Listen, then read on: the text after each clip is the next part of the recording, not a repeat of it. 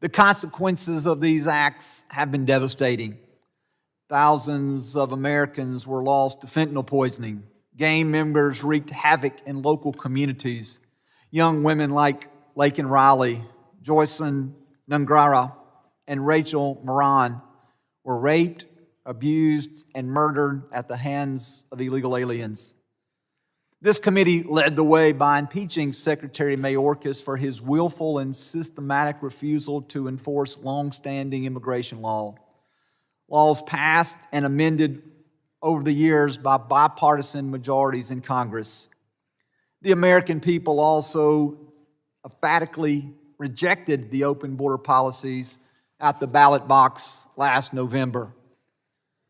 What is not known by many, and what will be highlighted today at this hearing, is that the Biden-Harris administration could not have executed an open-door border policy on its own.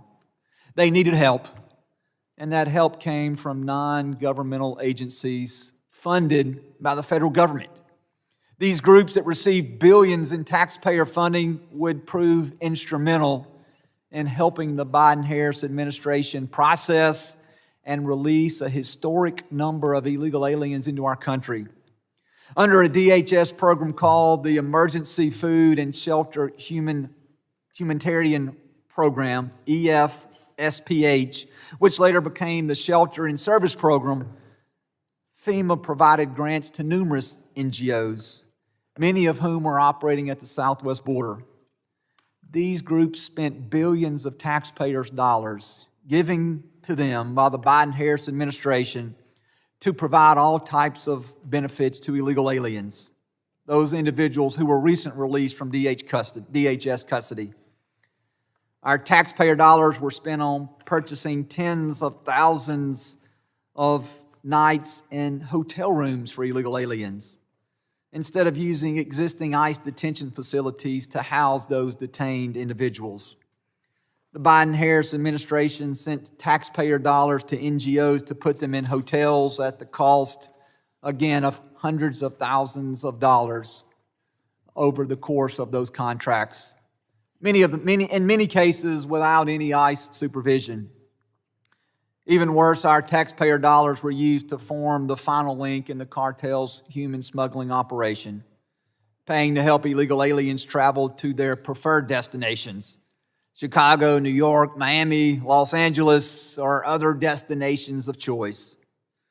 Jansen Owen, then the chief of the Border Patrol Del Rio sector, told the committee in an official interview, ICE would then turn over illegal aliens over to NGOs for them to travel to wherever they were going to go while awaiting their hearing. Recent studies have shown that illegal aliens who passed through the doors of these NGOs at the border ended up in effectively every congressional district across the country. Many of the NGOs served as a launching pad for mass illegal immigration. The abuse was so widespread that even the Biden-Harris administration, the NGOs themselves, couldn't deny what was happening. In June 2022, when DHS officials said that the department will continue to closely coordinate with and support NGOs to facilitate the movement of any individual encountered at the southwest border. John Martin with the Opportunity Center for the Homelessness, an NGO in El Paso, said that his organization works with illegal aliens to, quote, facilitate travel to destinations of their choice, end quote.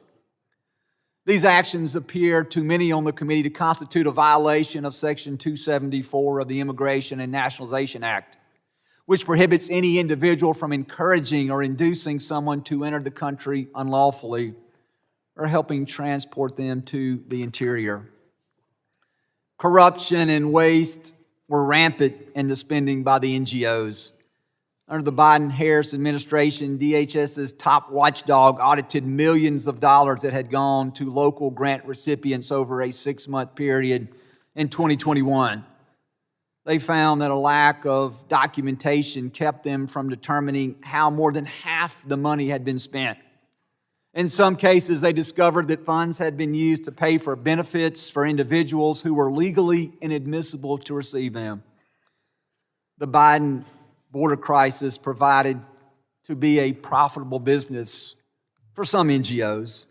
According to the Free Press, 3 large NGOs involved in handling unaccompanied alien children, the Global Refugee, who received 85% of its revenue from governmental grants, Endeavors, who received 97% of their revenue from governmental grants, and Southwest Keys Program, who received an astonishing 99% of its revenue from the federal government.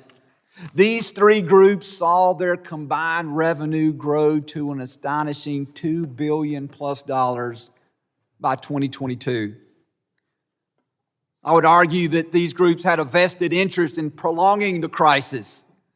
One NGO, Southwest Key Properties, used the increase in government funding to raise salaries of officers and officials across the board, including, according to recent media reporting, an increase of over $675,000 increase to their CEO. Many NGOs tried to mislead the public in how these funds were being allocated. This was documented by a recent Florida grand jury investigation that just said that in that investigation, the grand jury said that they were actively obstructing. They were obstructed from determining how these federal dollars were spent. The grand jury also noted that some NGOs received the vast majority of their federal funding from grants, or the vast majority of their funding from federal grants. Pretty interesting for groups that like to call themselves non-governmental organizations. The American people are tired of being told that we should fund the actions of lawbreakers. They are tired of groups encouraging people to cross the border illegally and organizations that facilitate the release of illegal aliens into the interior. When would-be border crossers know that they will receive a host of benefits that await them immediately after crossing the border, they are more likely to make the deadly and dangerous journey. That's exactly what happened under the Biden-Harris watch, as millions of vulnerable people put themselves in harm's way at the hands of cartels and smuggling groups. An untold number perished along the route. Tens of thousands of more suffered physical and sexual abuse on the way, and many are still trapped today, paying off their cartel debt through forced labor or working in the sex trade. We can and should look for ways to care for the vulnerable and less fortunate, but using taxpayer dollars to undermine our laws and the well-being of Americans and migrants alike is not the way to do it. We cannot let taxpayer dollars be used to facilitate lawbreaking, and we must shine a light on this disgraceful step as we begin to hold these organizations accountable. This cannot, on our watch, ever be allowed to happen again. With that, I would like to recognize the ranking member and my friend from my home state of Mississippi, Mr. Thompson, for his opening statement. Thank you very much, Mr. Chairman. Welcome also to this hearing, and I look forward to the information we get. But before we begin, I want to express my heartfelt condolences to the families of those who lost lives in the tragic Texas flooding on Independence Day. Our thoughts and prayers are with them. Also, I want to say that we had a smaller flood. Nonetheless, we lost lives in New Mexico, and we want to acknowledge that also. Mr. Chairman, my Republican colleagues and the Trump administration are waging a war on faith and civil society in the United States. That is a real inside job. So let's talk about it. Faith-based service and civic associations bring Americans together in pursuit of the greater good, and that threatens Donald Trump and MAGA Republicans because they believe their political strength lies in driving wedges between people. In their pursuit of political power, Donald Trump and MAGA Republicans are ripping apart the fabric of what makes America great, our freedom to believe, to practice our faith, and to associate in civic organizations that help us in our pursuit of happiness. Donald Trump started his second term by attacking religious organizations, and he's not rested since. On the first day in office, Donald Trump paused foreign assistance for the needy, harming the work of faith-based religious agencies. On his second day in office, Donald Trump decided that deportation forces could begin entering houses of worship to arrest migrants. After a week in office, Donald Trump, OMB, attempted to freeze federal grants, including the Nonprofit Security Grant Program, which helped houses of worship protect themselves from violence. Republicans on this committee appear to want that want in on that action. Just read the Republicans' press release about their vindictive investigation of American charities and this sham hearing. Republicans falsely accuse Catholic, Jewish, Lutheran, Methodist, evangelical, Muslim, and secular charities that feed, clothe, and aid the needy of having, quote, supercharged the business model of cartels, end quote. That is a slanderous accusation and fringe conspiracy theories with no basis in reality. Republicans sent out 215 letters falsely accusing organizations of wrongdoing, even though most of the organizations don't receive federal dollars or provide direct services to migrants. This is a scare tactic, plain and simple. Republicans' so-called investigation and today's hearing are shameful abuses of congressional power to bully people for how they choose to exercise their religion and help their fellow man. It's an attack on diverse faith-based organizations over their religious practices, and is a threat to charities that do humanitarian work Republicans do not like. It does not surprise me that the chairman of this committee, Mark Green, is absent for his last full committee hearing before retiring to Guyana. I, too, would be embarrassed if I had to sign off on this hearing. What does surprise me is that my good friend, Michael Guest, my colleague from Mississippi, a proud Sunday school teacher, is chairing a hearing that attacks Christianity and bullies private citizens over what they choose to do in lawful service in their communities. But that is the damage done Donald Trump and the mega Republicans have done to our country and to the Republican Party. Republicans don't want to investigate who's really running things at DHS while Kristi Noem is filming all her commercials. They don't want to investigate what Donald Trump is hiding by restricting Congress's access to classified files. They don't want to investigate why the Trump administration deported sick American kids. And they don't want to investigate how thousands of calls from flood survivors in Texas went unanswered by FEMA. Instead, committee Republicans are attacking charities and religious organizations for providing food, clothing, and shelter to people in need. Let me be clear. Republicans have voted for years across multiple presidential administrations to fund humanitarian programs that provide food, shelter, basic medical care, and transportation for migrants. That includes 10 Republican members of this committee, including every single Republican currently running to be the next chairman. Now, suddenly, they have a problem with a program they supported, and they need a distraction. I might add, the program they're criticizing actually came about under the Trump administration. And somehow we say this is a Biden program, but it was created when Donald Trump was president. Well, let me say, it's shameful that Republicans on this committee are scapegoating charities and churches that help the needy just because some of the needy happen to be migrants. It's hypocritical that my colleagues across the aisle are attacking programs that authorized and funded.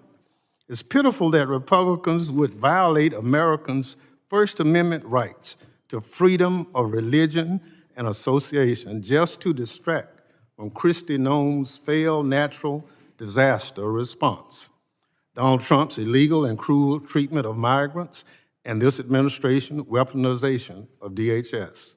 If committee Republicans truly wanted to oversee how DHS used the funding they supported to help local governments and charities would provide essential services to migrants, they would have invited FEMA here to testify, since it administers the Emergency Food and Shelter Program. On that point, let me say, we've been here since January 20th. We've had one administration witness come before this committee, one, and that was the FEMA administrator. We haven't seen anybody else in the third largest government agency. Republicans would have invited Customs and Border Protection to testify, since CBP worked with FEMA to establish the Shelter and Services Program. Our Republicans would have invited Secretary Noem to testify, since the funding Republicans have questioned about flowed through DHS. Somehow, Republicans forgot to ask Secretary Noem about the spending during her only appearance before this committee this year. But Republicans did none of that. Instead, they invited a private panel of witnesses to perpetuate Republican attacks against organizations that are feeding, sheltering, and helping the least of our brothers and sisters. Many on the other side purport to be Christians, but their actions today do not square with anything I learned in church. This is a shameful spectacle, Mr. Chairman, and frankly, it's un-American. In closing, I want to say a word to the organizations being targeted by the other side. I know many of you are watching today and worried that your work is being disrupted by these baseless attacks and that people are suffering as a result. Please know that those of us on this side of the aisle support your constitutional right to live out your faith and act on the courage of your convictions as citizens of this great country. Nothing could be more American than that. Mr. Chairman, before I yield back, I ask unanimous consent to enter into the record a letter from over 600 nonprofit and nonpartisan organizations who stand in opposition to this hearing and Republican attacks on the services and advocacy they provide communities. Without objection, it'll be admitted into the record. I yield back.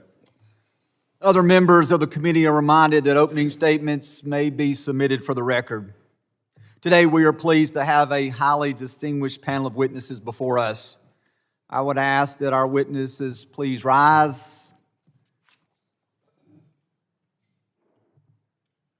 and please raise your right hand. I will administer the oath. Do each of you solemnly swear the testimony that you will give before the Committee on Homeland Security of the United States House of Representatives will be the truth, the whole truth, and nothing but the truth, so help you God? Thank you. Let the record reflect that the witnesses have answered in the affirmative, and our witnesses, thank you, and please be seated. I would now like to take a moment to formally introduce our witnesses. First, I'd like to introduce Mike Howell. Mike is the president of the Oversight Project, which has done significant work through litigation and investigation to uncover information about the Biden border crisis. He served as Oversight Counsel at the Department of Homeland Security under the first Trump administration and has senior experience in different oversight positions on Capitol Hill.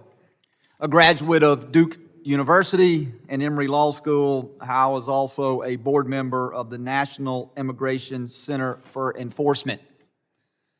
Second, I'd like to introduce Allie Hopper. She is a nationally recognized expert in human trafficking and the president and founder of Guard Against Trafficking, an organization that conducts research and advocacy to counter exploitation and human trafficking. She authors Florida's landmark anti-grooming bill, now used as a model language in states across the country. She has testified before Congress on child trafficking and has delivered numerous congressional briefings on human trafficking.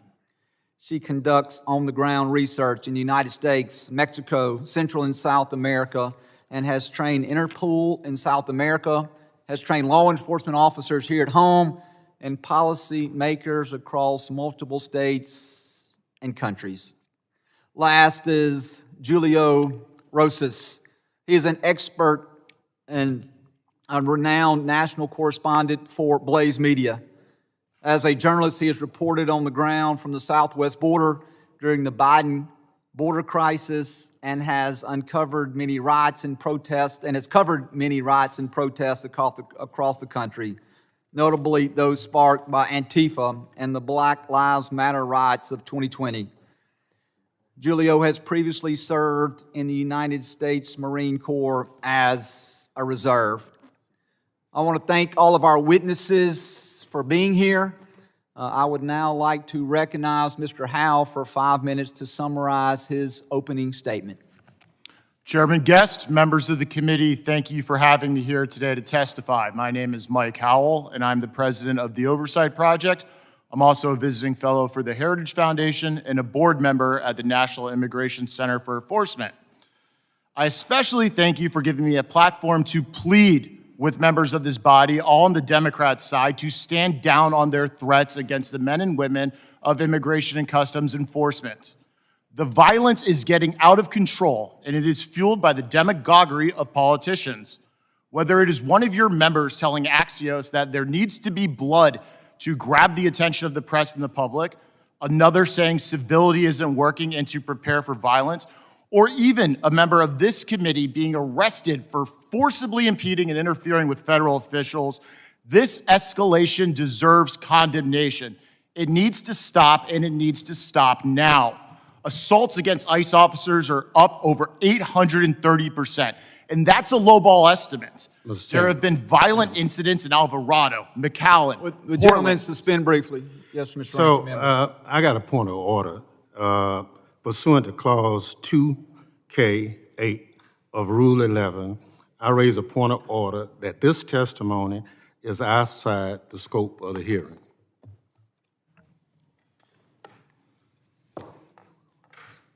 I would object to that position, Mr. Chairman. That's absurd. I would object as well. Man has a right to his 5 minutes of testimony. Clearly, the Democrats don't want to hear truth. I object to the ranking member's ridiculous position. The point of order offered by the ranking member is not in order. This individual has the opportunity to summarize his opening statement and the information upon which he used to form that opening statement, so the objection is overruled. Mr. Chairman, if I may, obviously I'm going to appeal the ruling of the chair and ask for a vote. But again, you know, this guy has an opinion. Mr. Chairman. Wait, do you? Mr. Chairman. No, I respect it. The chair has ruled that his testimony is part of the basis upon which he is briefing this committee, and it will be used to talk about his ultimate findings as it relates to the purpose of this committee. I understand your objection. The objection has been overruled. If you would like to challenge that, you are welcome to challenge that. Is the ranking member challenging the ruling of the chair? Mr. Chairman, I challenge the ruling of the chair. Is and there a appeal. motion? I have a motion. What's that motion, Mr. Motion Higgins? to table. There is a motion to table. The gentleman has moved that the motion to table, this is privileged and non-debatable. So we will then, is there a second to the motion to table? I second. Motion and several seconds of the motion to table. All those in favor of tabling the motion, please signify by saying aye. Aye. Any opposed? No. No. In the ruling of the chair, the ayes have it and the motion is tabled. Mr. Chairman, I ask for a recorded vote. As do I. A recorded vote has been requested. We would ask the clerk to please call the roll.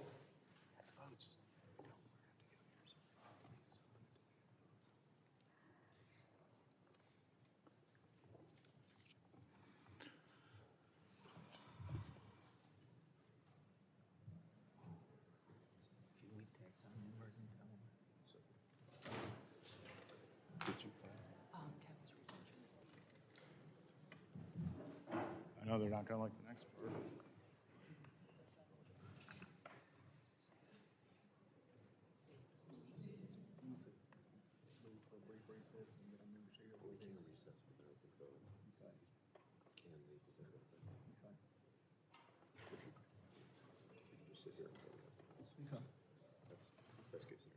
Well, we'll just sit around.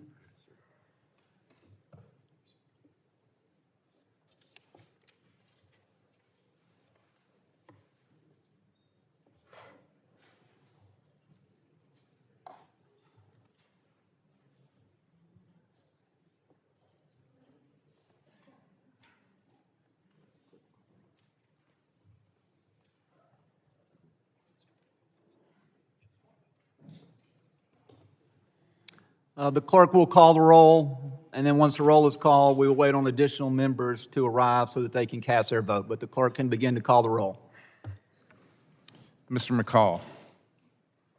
Mr. Higgins. Aye. Mr. Higgins votes aye. Mr. Guest. I'm sorry, Aye. apologies. Mr. Jimenez. Aye.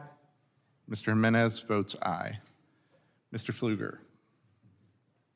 Mr. Garbarino. Ms. Green. Mr. Gonzalez. Mr. Luttrell. Mr. Strong. Aye. Mr. Strong votes aye. Mr. Burkeen. Mr. Burkeen votes aye. Mr. Crane. Mr. Crane votes aye. Mr. Ogles. Mr. Ogles votes aye. Mrs. Biggs. Mrs. Biggs votes aye. Mr. Evans. Mr. Evans votes aye. Mr. McKenzie. Mr. Knott. Ranking Member Thompson. Nay. Ranking Member Thompson votes nay. Mr. Swalwell. Mr. Correa. No. Mr. Correa votes no. Mr. Tanadar. No. Mr. Tanadar votes no. Mr. Magaziner. Mr. Goldman. No. Mr. Goldman votes no. Mrs. Ramirez. No. Mrs. Ramirez votes no. Mr. Kennedy. No. Mr. Kennedy votes no. Ms. McIver. No. Mrs. McIver votes no. Ms. Johnson. Mr. Hernandez. Ms. Poe. Mr. Carter. Mr. Carter votes no. Mr. Green.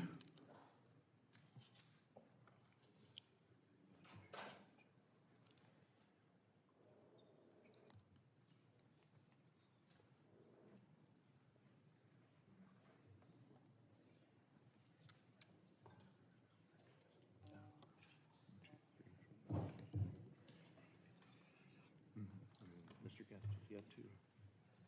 Chairman still has a vote.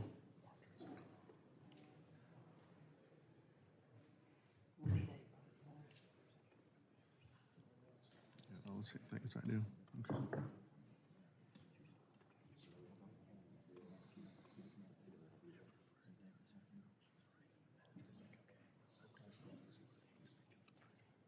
Yeah, we don't need it pretty right now. We just need it to be.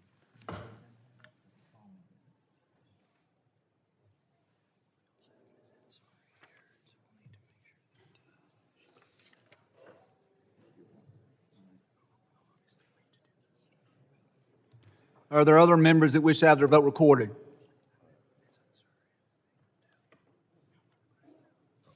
Mr. Clerk, how am I recorded? The chairman has not been recorded. I'd like to be recorded as an aye. Chairman Guest votes aye. The clerk will report the tally. Mr. Chairman, on that vote, there were 9 ayes and 8 noes. The motion to table is agreed to. Any other issues that need to be taken up before Mr. Howell resumes his testimony? Mr. Chairman, Yes, sir, Mr. Rankin. I'd like to ask unanimous consent that Ms. Ansari from Arizona be permitted to sit with the committee and question today's witnesses. Without objection, she will be allowed to sit and question witnesses, but not allowed to vote on any matters. Any other issues that need to be taken up? Mr. Howell, you are recognized once again to continue your summation of your opening statement. Thank you. Reclaiming my time. The violence, obstruction, and subversion of the United States that is emanating from so-called non-governmental organizations, unwell individuals, some probably paid, and supported by the political mainstreaming of violent rhetoric from national politicians should not come as a surprise. We saw the writing on the wall during the Biden border crisis, with the sick marriage between the government and so-called non-governmental organizations facilitating illegal immigration. The reason I call these groups so-called non-governmental organizations is because they, for the most part, draw funds from the government or have a preferential tax status from the government. They are more creatures of the government than they are non-governmental. Now, the United States of America is still reeling from the consequences of the worst border invasion in history. This was an invasion that was planned, promoted, encouraged, funded, and sustained by radical elements of the previous administration. This invasion could not have been accomplished without a colossal partnership between the government and open borders organizations. Simply put, under the Biden administration's open border policies, the government could only do so much to facilitate mass illegal immigration, welcome illegal aliens into the United States, and move them around the country. The Biden administration needed help, so they drove an estimated $6 billion to a conglomerate of 15 UN agencies and over 200 nonprofits, as recently calculated by the Center for Immigration Studies, to do the open borders work for them. Now, my organization, the Oversight Project, has led the way on exposing this border industrial complex. In December of 22, we published the first of its kind study tracking the cell phone movement of illegal aliens through these organizations at the border. With only a small sample size of 30,000 devices, we found that these devices went to 431 congressional districts. That's nearly everywhere in the country. In New York, we discovered a taxpayer-funded shelter providing false residency documents to illegals. In Mexico, we discovered flyers at an illegal alien staging camp encouraging illegals to remember to vote for Biden when they got in the U.S. In Arizona, we found a Mexican consulate official at an NGO advising illegals on how to lie to law enforcement and evade ICE. We have produced documentary evidence of non-citizens admitting on camera to being registered to vote in Arizona, Georgia, Minnesota, and North Carolina. This year, we obtained video evidence of an open borders organization in New York City hosting a seminar on how to evade ICE. This is the new trend. Open borders organizations are now in the obstruction of ICE business. Without the partnership and the money of the Biden administration, a blob of nonprofits, legal groups, and foot soldiers are taking to the streets to create chaos. This makes sense because the goal has always been destabilization. This destabilization is happening right here around us. Incendiary and defamatory protest rhetoric linked to the group 5051 and FLAIR, which is formerly the May Day movement, which did No Kings, which many members of this body promoted, and Party for Socialism and Liberation movements are some of the groups that are radicalizing individuals and inciting violence. And this only ends in violence. Now, the Oversight Project has asked this administration, the President Trump's administration, to stop issuing permits for peaceful protest to non-peaceful groups. People should be able to go to work in D.C. without being spat on, assaulted, or having an air horn blown into their eardrums. This happens all the time. I know firsthand. In conclusion, I'd encourage you all to think broadly about the blob of various organizations and strategies that were involved in sustaining the Biden border crisis and also understand what is still happening today. I thank you for the opportunity to testify, and I'm happy to answer any questions. Thank you, Mr. Howell. At this time, I'd like to recognize Ms. Hopper for her 5 minutes to summarize her opening statement. Chairman Guest, Ranking Member Thompson, and distinguished committee members, thank you for the opportunity to testify. My name is Allie Hopper, president and co-founder of Guard Against Trafficking, a nonprofit dedicated to combating human trafficking. As a Hispanic mother, I have held a 6-year-old Colombian child in my arms, cold, dirty, and shaking, left to die at the border by the cartel. I have seen children that have crossed the border alone, holding scraps of paper with sponsor information given to them by the cartels. When I testified in November, we discussed the exploitation of children at our border. Today, countless children continue to be neglected, abused, or trafficked by a system meant to protect them. We must ask, how was this allowed to happen, and what role did NGOs play? My research partner, Dr. Jared Sadolsky, and I have conducted extensive field work, including interviewing incarcerated traffickers, cartel members, whistleblowers, and unaccompanied alien children themselves. An ORR field specialist had visited a home to place a 17-year-old and reported serious concerns, most notably that the adult claiming to be the child's mother was adorned in MS-13 tattoos. Despite these concerns, ORR leadership overruled that specialist. Tragically, 3 months later, that child was found dead, his pants around his ankles, with an older man passed out next to him. This heartbreaking case is not isolated. It highlights a system overwhelmed by both scale and mismanagement.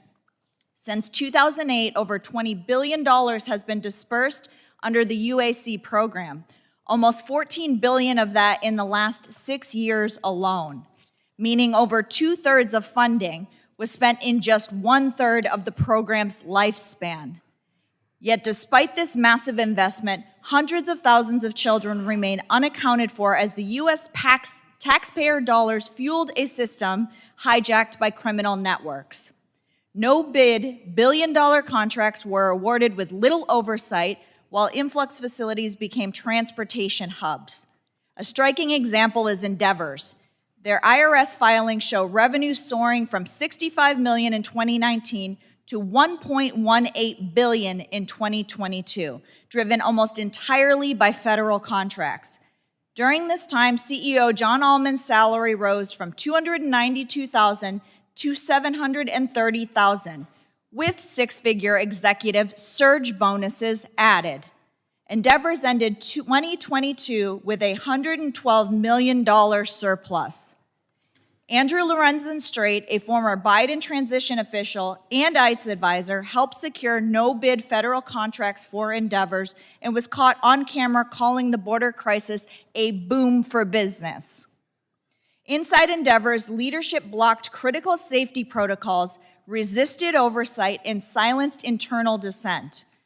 Our interviews with contracted auditors at Endeavor's Pico, Texas facility revealed disturbing findings. Male staff had been found inside female dorm rooms. An employee had led 150 teenage girls in sexually explicit routines, dance routines, teaching them how to twerk on multiple occasions. A female over 18 had been shielded from ICE. Others nearing 18 were released early to avoid transfer to ICE. And auditors were blocked from reviewing child sponsor placements. These abuses are not unique to Endeavors. Similar patterns existed across multiple NGOs. Federal contracts had prioritized speed over safety and rewarded output over outcomes, conditions which cartels exploited. A cartel operative in Tecate, Mexico, explained to us how children were routinely kidnapped and funneled into the U.S. for profit. Cartels infiltrated NGOs along those smuggling routes, turning humanitarian pathways into trafficking pipelines. Weak sponsor vetting worsened this problem. An HHS audit later found that 70% of sponsor applications were fraudulent, making proper post-placement welfare checks nearly impossible. Recently, we discovered about 117 unaccompanied children believed to be trafficked on a farm in the Midwest, where our intervention sparked a current investigation. These cases are emerging nationwide. Last week, ICE and CBP arrested about 361 illegal aliens at 2 cannabis farms in California, finding 10 unaccompanied children. So where do we go from here? This is not about politics, it's about protecting children and confronting modern-day slavery. Good intentions and humanitarian missions must never excuse harm when policies enable exploitation. Accountability and decisive action must ensure it never happens again. Thank you, Ms. Hopper. I now recognize Mr. Rosas for 5 minutes to summarize his opening statement. Mr. Chairman, I want to thank you for the opportunity to speak today about this important topic. I've been covering the U.S.-Mexico border as a reporter since 2019. I saw firsthand how secure the southern border was during President Trump's first term. I went on to be at the southern border for the next 4 years to document the deliberate and horrific open border policies implemented by the Biden-Harris administration. The numbers don't lie, the videos don't lie. What our country experienced was a deliberate invasion at the behest of the previous administration. Their efforts could not have been possible without the non-governmental organizations who provided the federal government the ability to flood our country with people who brazenly cross our borders illegally. The NGOs located along the border were often the first place processed migrants went to after being released by Border Patrol. These organizations helped the Biden-Harris administration avoid the bad optics of released migrants having to be on the street due to the large volume of overcrowding in certain sectors. Even with those efforts, the mass overcrowding still resulted in people sleeping on the streets, sometimes during the winter. Ultimately, the goal of these NGOs was to get people to their desired destination within the United States and get them settled in, even though their legal status was far from being secured. I would often see volunteers or staffers at the airport when I left the border, guiding these processed migrants to ensure they made their flights. A few times, I saw them ushering unaccompanied minors. This is haunting to think back on now, knowing that Biden's HHS lost track of tens of thousands of minors once they reached their supposed final destination. By having this guaranteed help once they reached U.S. soil, illegal aliens had greater incentive to put their lives in danger by traversing through the Darien Gap and cartel-controlled territory in Mexico. One shelter in El Paso told me in 2023, around 80% of the women who had come to them had been raped, sometimes in front of their children. This highlights that despite the NGOs having the stated goal of helping these people, their help ends up harming the people who would go to use their services. Yes, they made it to the United States, but at what cost?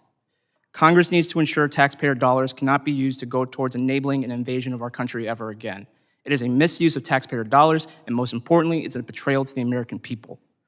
Our tax money should be going towards Americans first and foremost. Instead, millions of dollars went to organizations such as Catholic Charities and International Rescue Committee.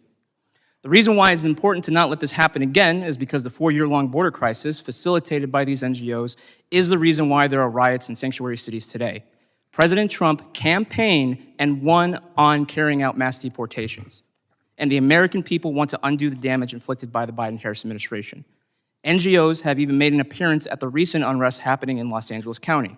A recent example of this is federal agents arresting 4 people for interfering with an operation by allegedly placing homemade spikes on the road with the intention to damage their tires. On their person was a bag branded with the logo of the Coalition for Humane Immigrant Rights Los Angeles. Congress needs to look into whether NGOs are supporting people directly or indirectly who are currently interfering with federal operations. I can tell you that while Americans are happy the border crisis is finally over, they want to see accountability, and I believe Congress can make that accountability happen should you decide to act.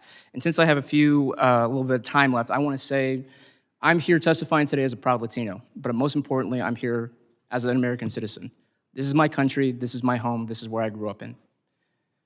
And that is why the rhetoric coming from one side of the aisle about these operations saying, no, no, no, we got to keep our cheap labor so that we can maintain our standard of living proves that they want to view Latinos simply as an underclass to siphon votes from and fearmonger from every time that there's an election. They're content with keeping us as that servant underclass, and that is why it is disgusting to see them criticize that recent raid in Ventura County where they found unaccompanied minors working alongside convicted sex offenders at a cannabis farm. No, we got to keep them there because or else how else are we going to get high if we can't have unaccompanied minors harvest our weed? It's quite frankly despicable. And the last thing I want to say is that the last time I appeared before this committee, we had one member say that Antifa is just an ideology, it's not a movement, by using an outdated quote from the FBI director. Well, coming back from Los Angeles, Seattle, and Portland just this past month with the recent riots, I can tell you that Antifa is very real, and the fact that they are also connected to that recent attempted ambush at that ICE facility in Texas. So I just wanted to reflect for the record that I was right then, and I'm right now, that Antifa is very real and they're very dangerous. Thank you. Thank you, and I want to thank all of our witnesses again for being here and for their opening statements. Members will be recognized by order of seniority for their 5 minutes of questioning. An additional round of questioning may be called after all members have been recognized. I'd like to recognize the gentleman from the great state of Louisiana, Clay Higgins, for 5 minutes. Thank you, Mr. Chairman. I appreciate the panelists for being here today.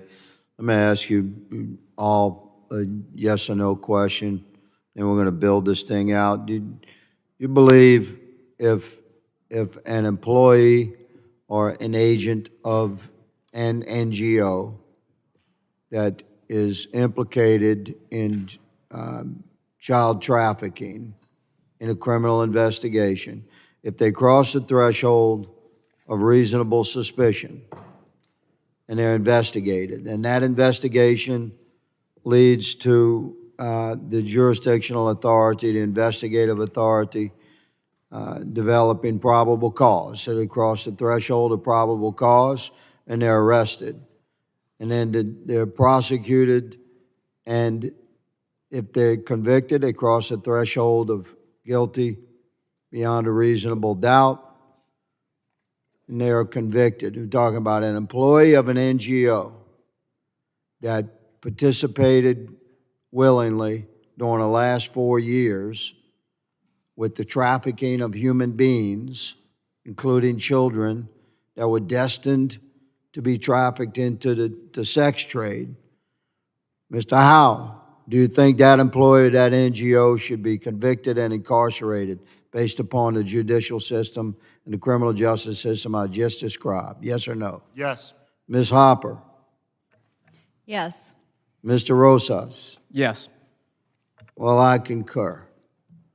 And much to the chagrin of a whole abhorrent industry of child trafficking that prospered from the open border policies of the Biden administration for 4 years, 2021, 22, 23, and 24. Much to the chagrin of these people that made bank, man. We're coming after them. And this executive branch is building criminal files. So I hope they're watching, and I hope they're frightened, and I hope they're getting their affairs in order, hiring their liberal attorneys to defend them, starting to shuffle their money around. We'll find it. Mr. Howell, are you aware that ongoing right now in our country, if DHS, ICE, FBI, local and state law enforcement agencies working on classified operations to locate, find, and rescue trafficked, tender age, mostly girls. I'm talking about girls under 14 and younger across the country that were trafficked into our country in 2021, 22, 23, and 24. Are you aware that those operations are ongoing? Yes, sir. They're trying to find the children the Biden administration lost. Thank you, Mr. Howell. Ms. Hopper, are you aware? I am. Mr. Rosas? Correct. I'm aware. Thank you. Would you be surprised that according to my research, which will very soon be revealed next week, they've rescued so far 35,000 tender age kids. How you like that? Now, according to Ms. Hopper's research, which I find fascinating, and everybody up here should, 70% of the documentation turned in by so-called sponsors, which were lined up by who? The NGOs.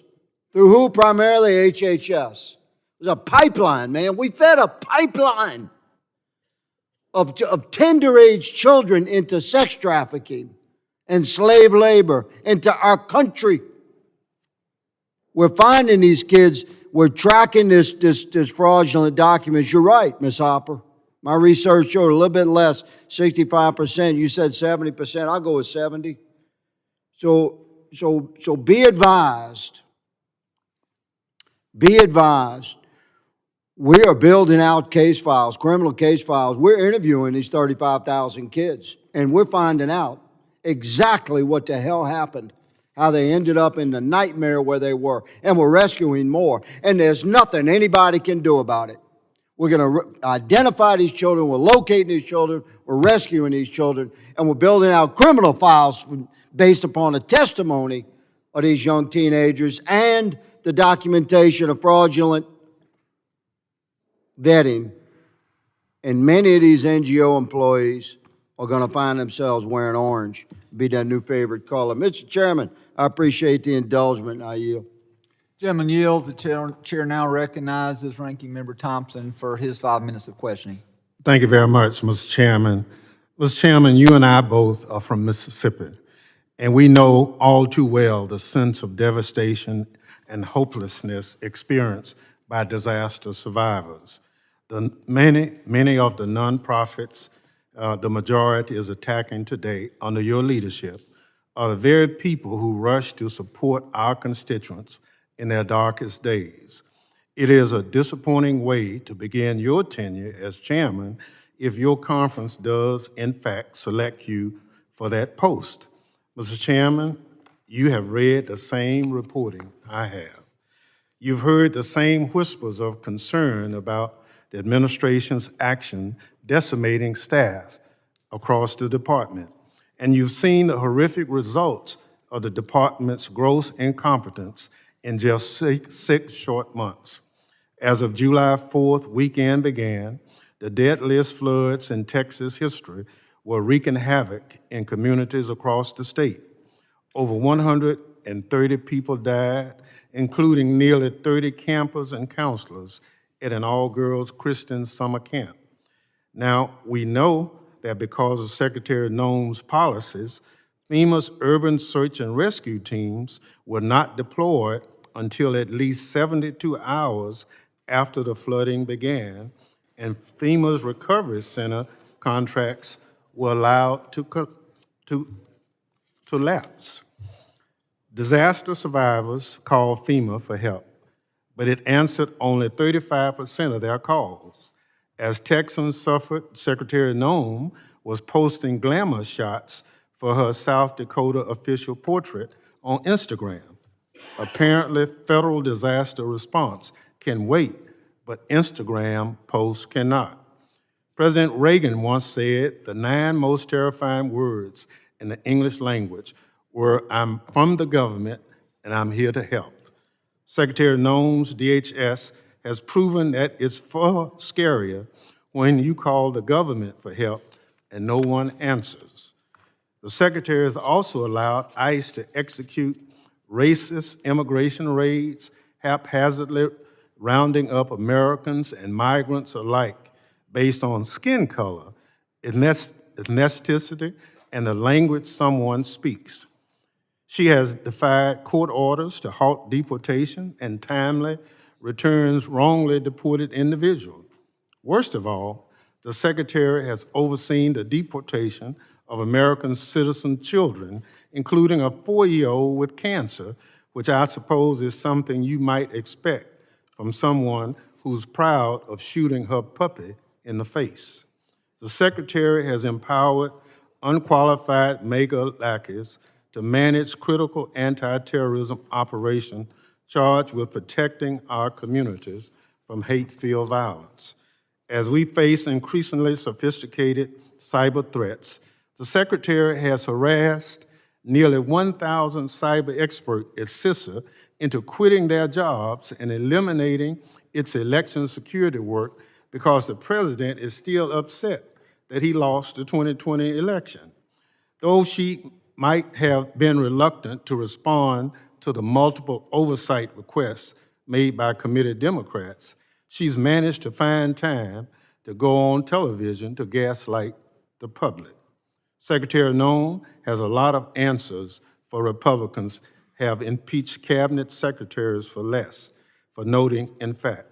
For those reasons, Mr. Chair, pursuant to Clause 2K6 of Rule 11, I move that the committee subpoena Department of Homeland Security Secretary Christy Lynn Nome.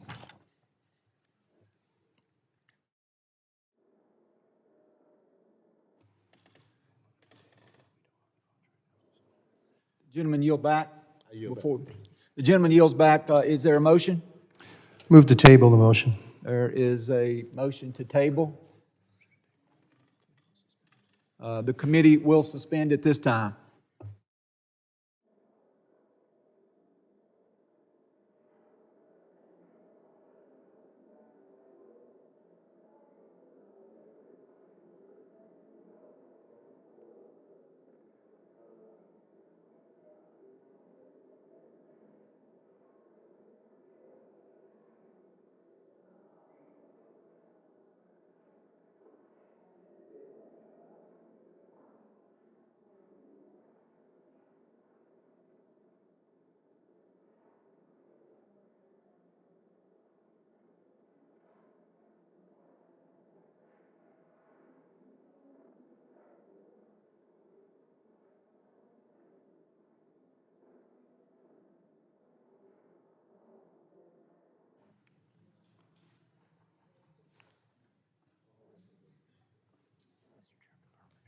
Mr. Chairman.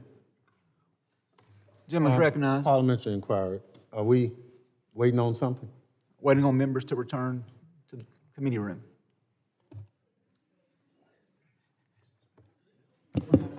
So will you entertain that request from the minority when we don't have enough members to defeat a vote?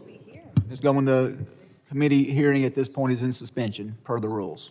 I have the ability to call us into suspension, and that's where we are at this point. No, I understand. I'm just wondering if you're going to do it similarly and equally for the minority, or you're just going to make it for the majority. Quality. Mr. Chairman, I know this is your maiden voyage, but there's a motion on the floor, and you can't recess a motion because the members are not here. The committee is not in recess, Ranking Member Thompson. Well, that's what you said. I'm sorry, the committee has been suspended.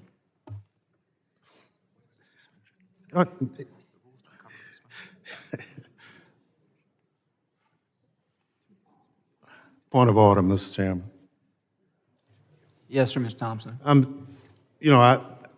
There's a motion before the committee, and I ask that my motion be acted on. You can't suspend it or do anything like that.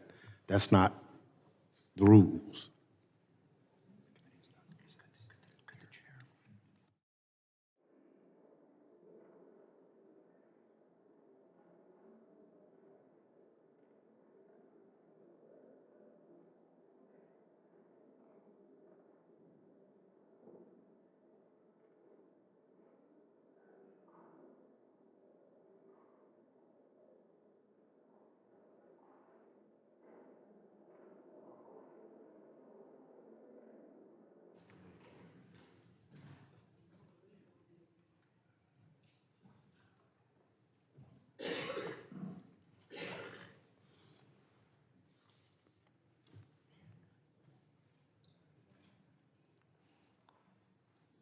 Mr. Chairman,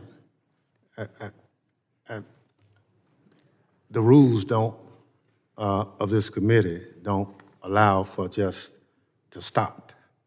And I'm just asking that we go forward with the motion. The chair has already explained where we are at this point, Mr. Thompson, and until additional members return to the chamber, we will not be moving forward.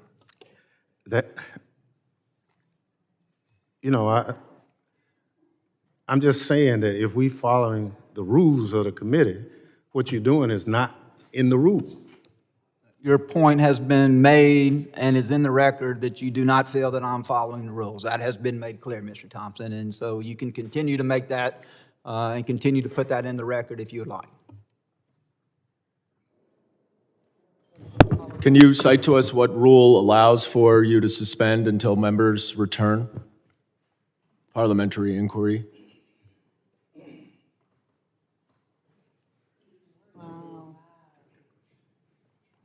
The people, this is how we break rules all day here.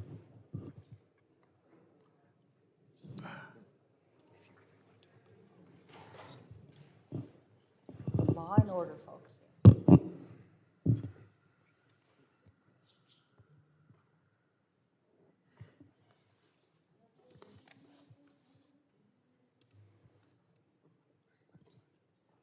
That was the most gospel. Mr. Chairman, I asked the parliamentary inquiry. Yes, sir, Mr. Goldman. Can you please cite the rule of the committee that allows you to suspend the hearing to wait for members to come for a vote? I assume you want to follow the rules of the committee as the chairman. As I understand, Mr. Goldman, it's at the chair's discretion. I have used that discretion, and I have suspended. I understand that you and Mr. Thompson and other members may not be happy with that, but that is the decision. No, I just want you to follow the rules. Simple question. I assume you want to follow the rules as the acting chairman. So presumably there's a rule that you can cite to that allows you to do this. There is no general discretion of the chair to do whatever the chair wants to do. That is not a rule in the House of Representatives.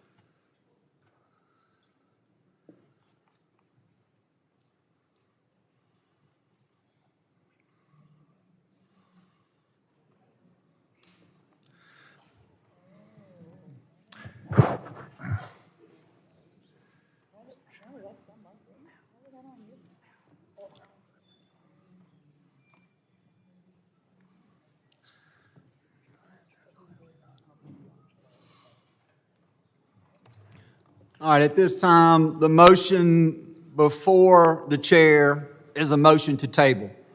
That motion to table is privileged. That motion is non-debatable. All those in favor of the motion to table, please signify by saying aye. Aye. Any opposed, please signify by saying no. No. The chair rules that the ayes have it and that the motion prevails. Mr. I'm Chairman. assuming that there is a request for a recorded vote. Is that correct, Mr. Thompson? There is a request All for a right, recorded there vote. has been a request for a recorded vote. We'll let our clerk get situated.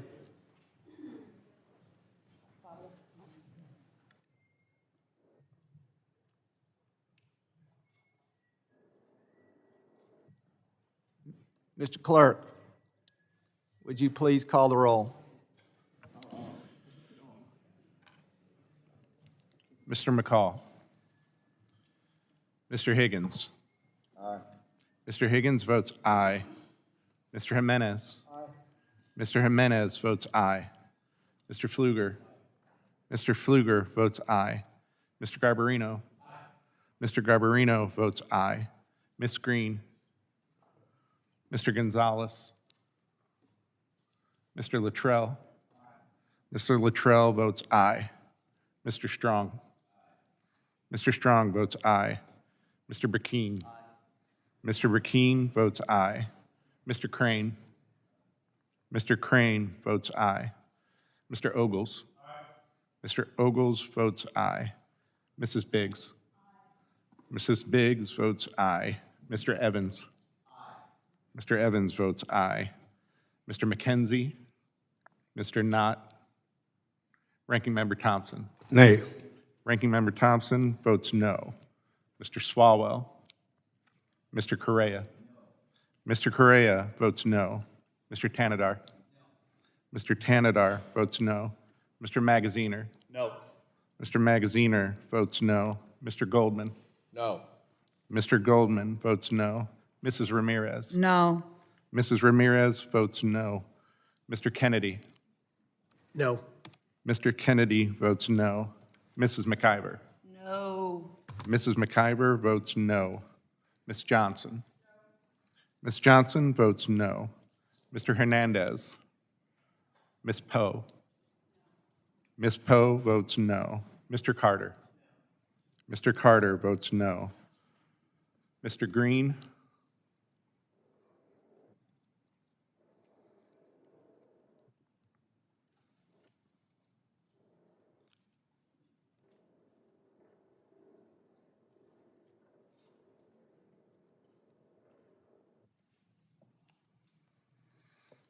you got?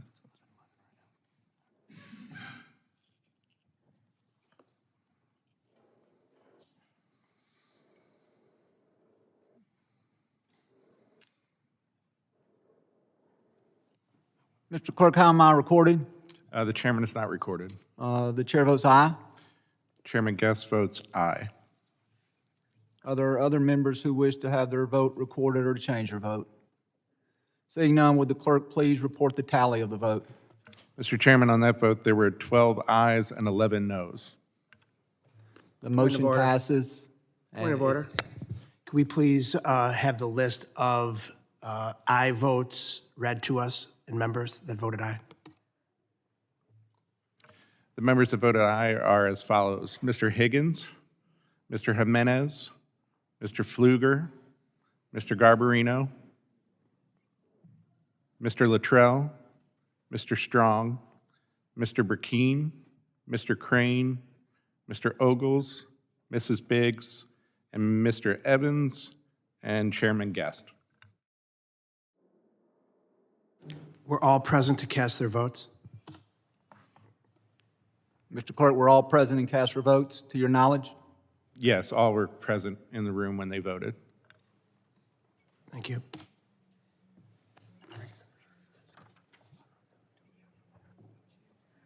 The ranking member has yielded back. At this time, I would recognize myself for my 5 minutes of questioning. I want to respond to some of the allegations contained in the ranking member's opening statement. And Mr. Thompson, I'm assuming that you didn't write that statement because you have known me for some period of time.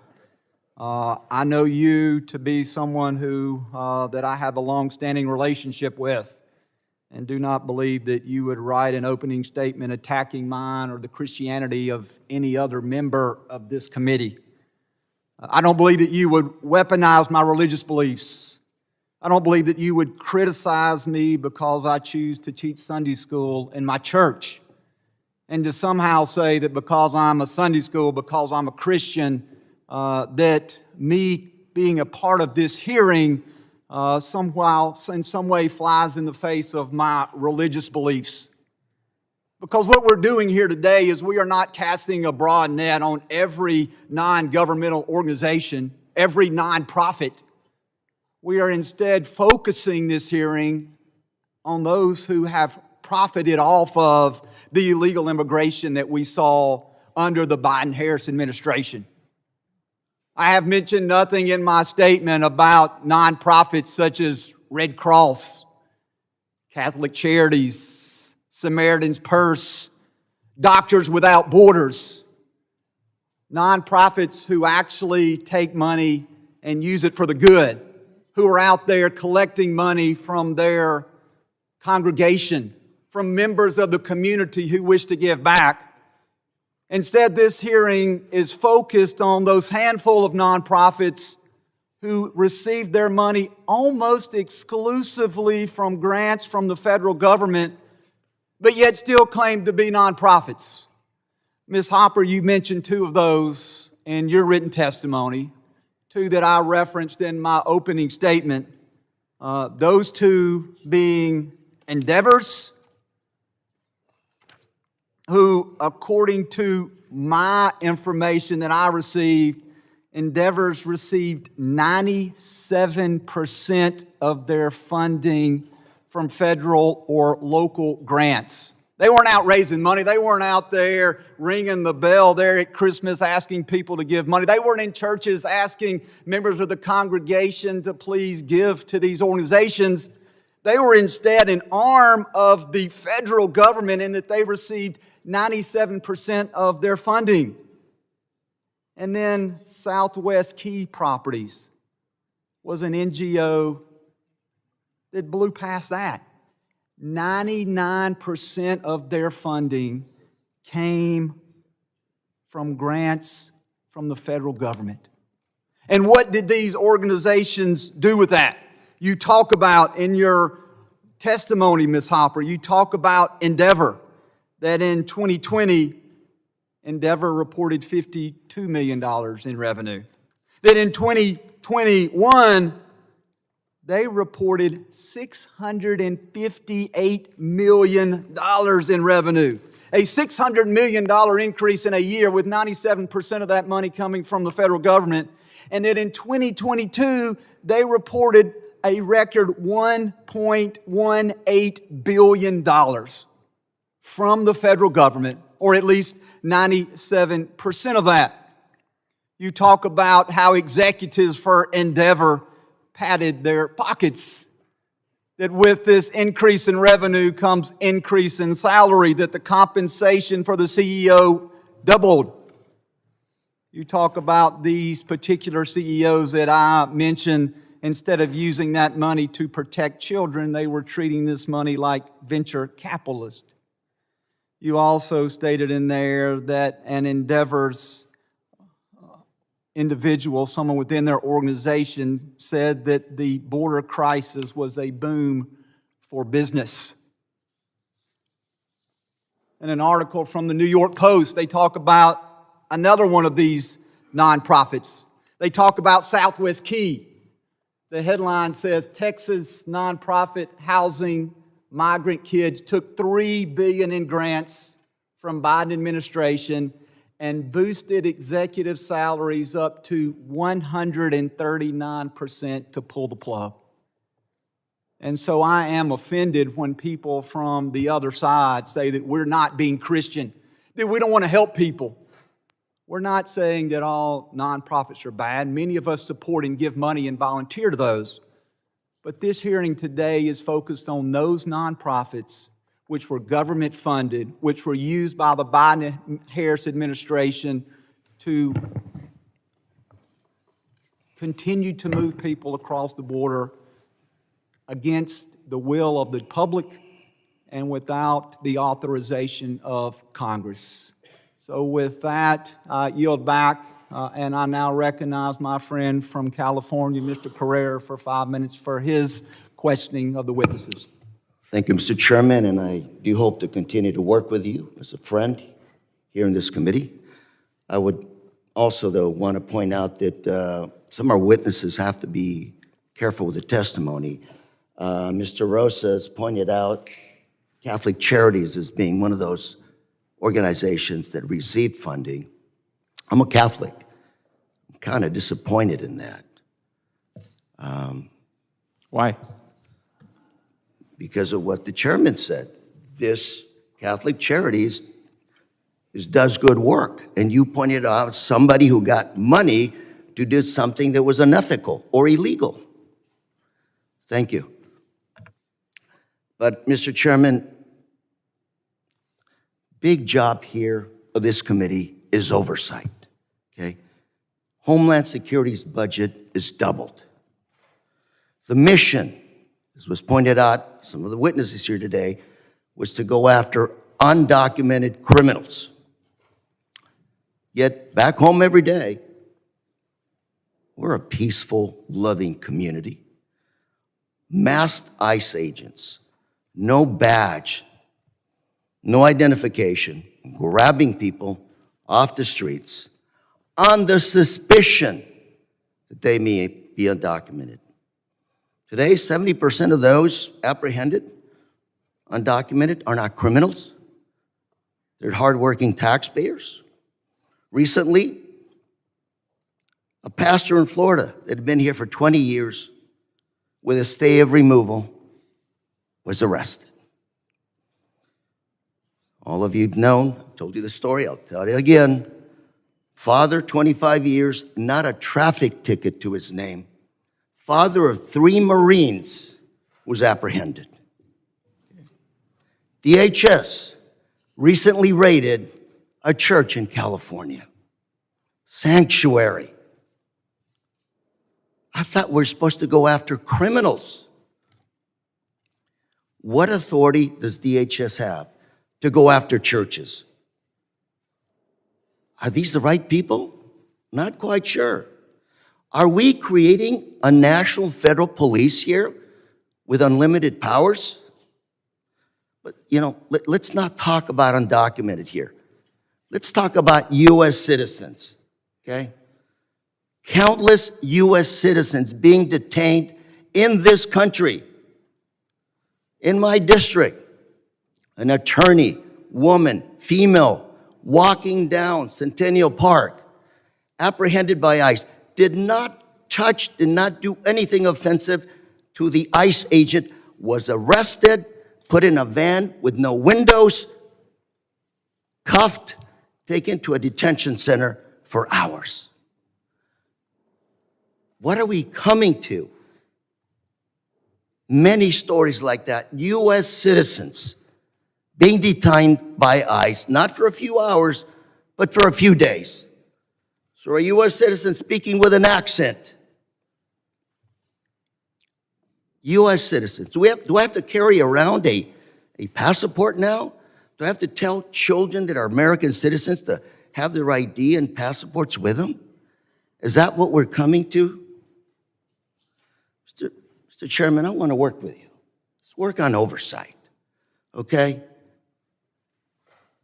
A lot of these ICE agents, their performance, are probably going to rely on that defense called qualified immunity when they do things like violate our constitutional rights. What's our defense for not doing a job of oversight? Facial recognition technology now? Everybody now, citizens or not, U.S. citizens, facial recognition technology without your permission, without a warrant. We should, Mr. Chairman, today have Todd Lyons, Acting Director of ICE, come before this committee and explain what's going on. Mr. Chairman, pursuant to Clause 2, sub K, sub 6 of Rule 11, I move that the committee subpoena Mr. Todd Lyons, the Acting Director of ICE. Mr. Chairman. Mr. Chairman, I move the table. There is a motion to table. Mr. Cray, do you yield back at this point? Yes. And the gentleman yields back. The gentleman from Florida has moved to table. The motion is privileged and is non-debatable. All those in favor of the motion to table, please signify by stating aye. Any opposed, signify by stating no. No. In the opinion of the chairs, the ayes have it. Is there a request, Mr. Ranking Member? A request from Mr. Correa for a recorded vote. We will allow the clerk a moment to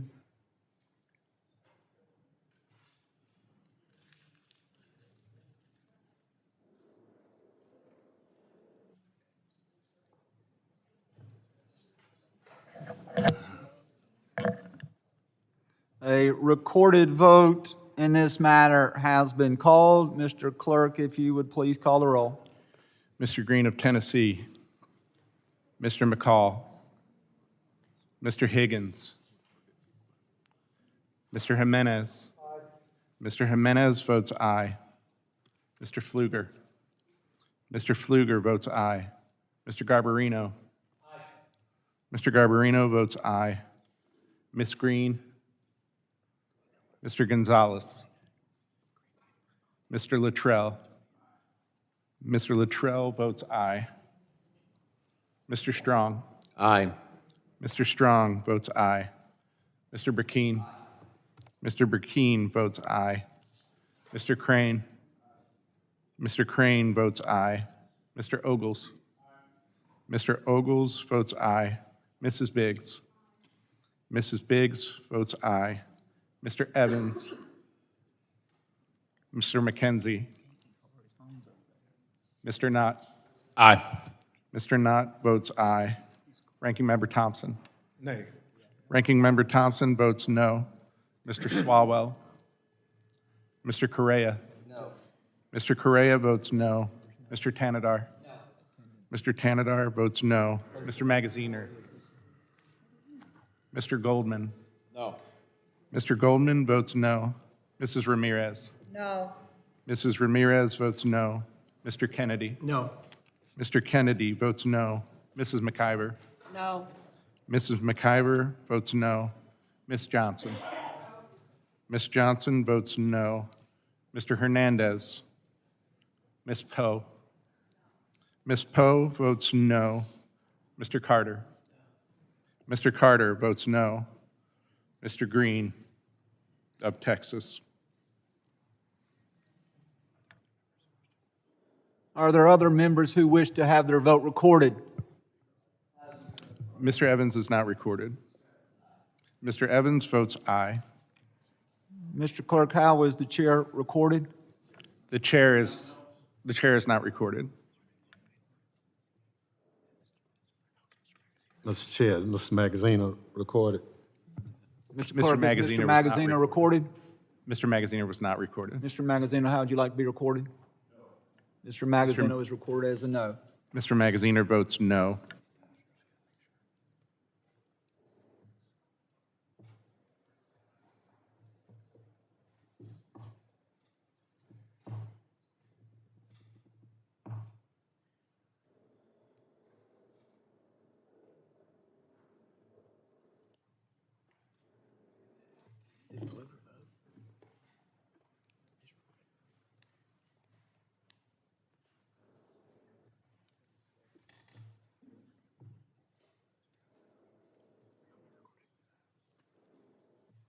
Mr. Clerk, how is the chair recorded? The chair has not been recorded. Chair votes aye. Chairman Guest votes aye. The clerk will report the total. On that vote, Mr. Chairman, there were 12 ayes and 11 noes. The motion is not successful. The motion is successful and is agreed to. At this point, I would recognize my friend from the state of Florida, Mr. Jimenez, for his 5 minutes of questioning. Thank you, Mr. Chairman. Ms. Hopper, how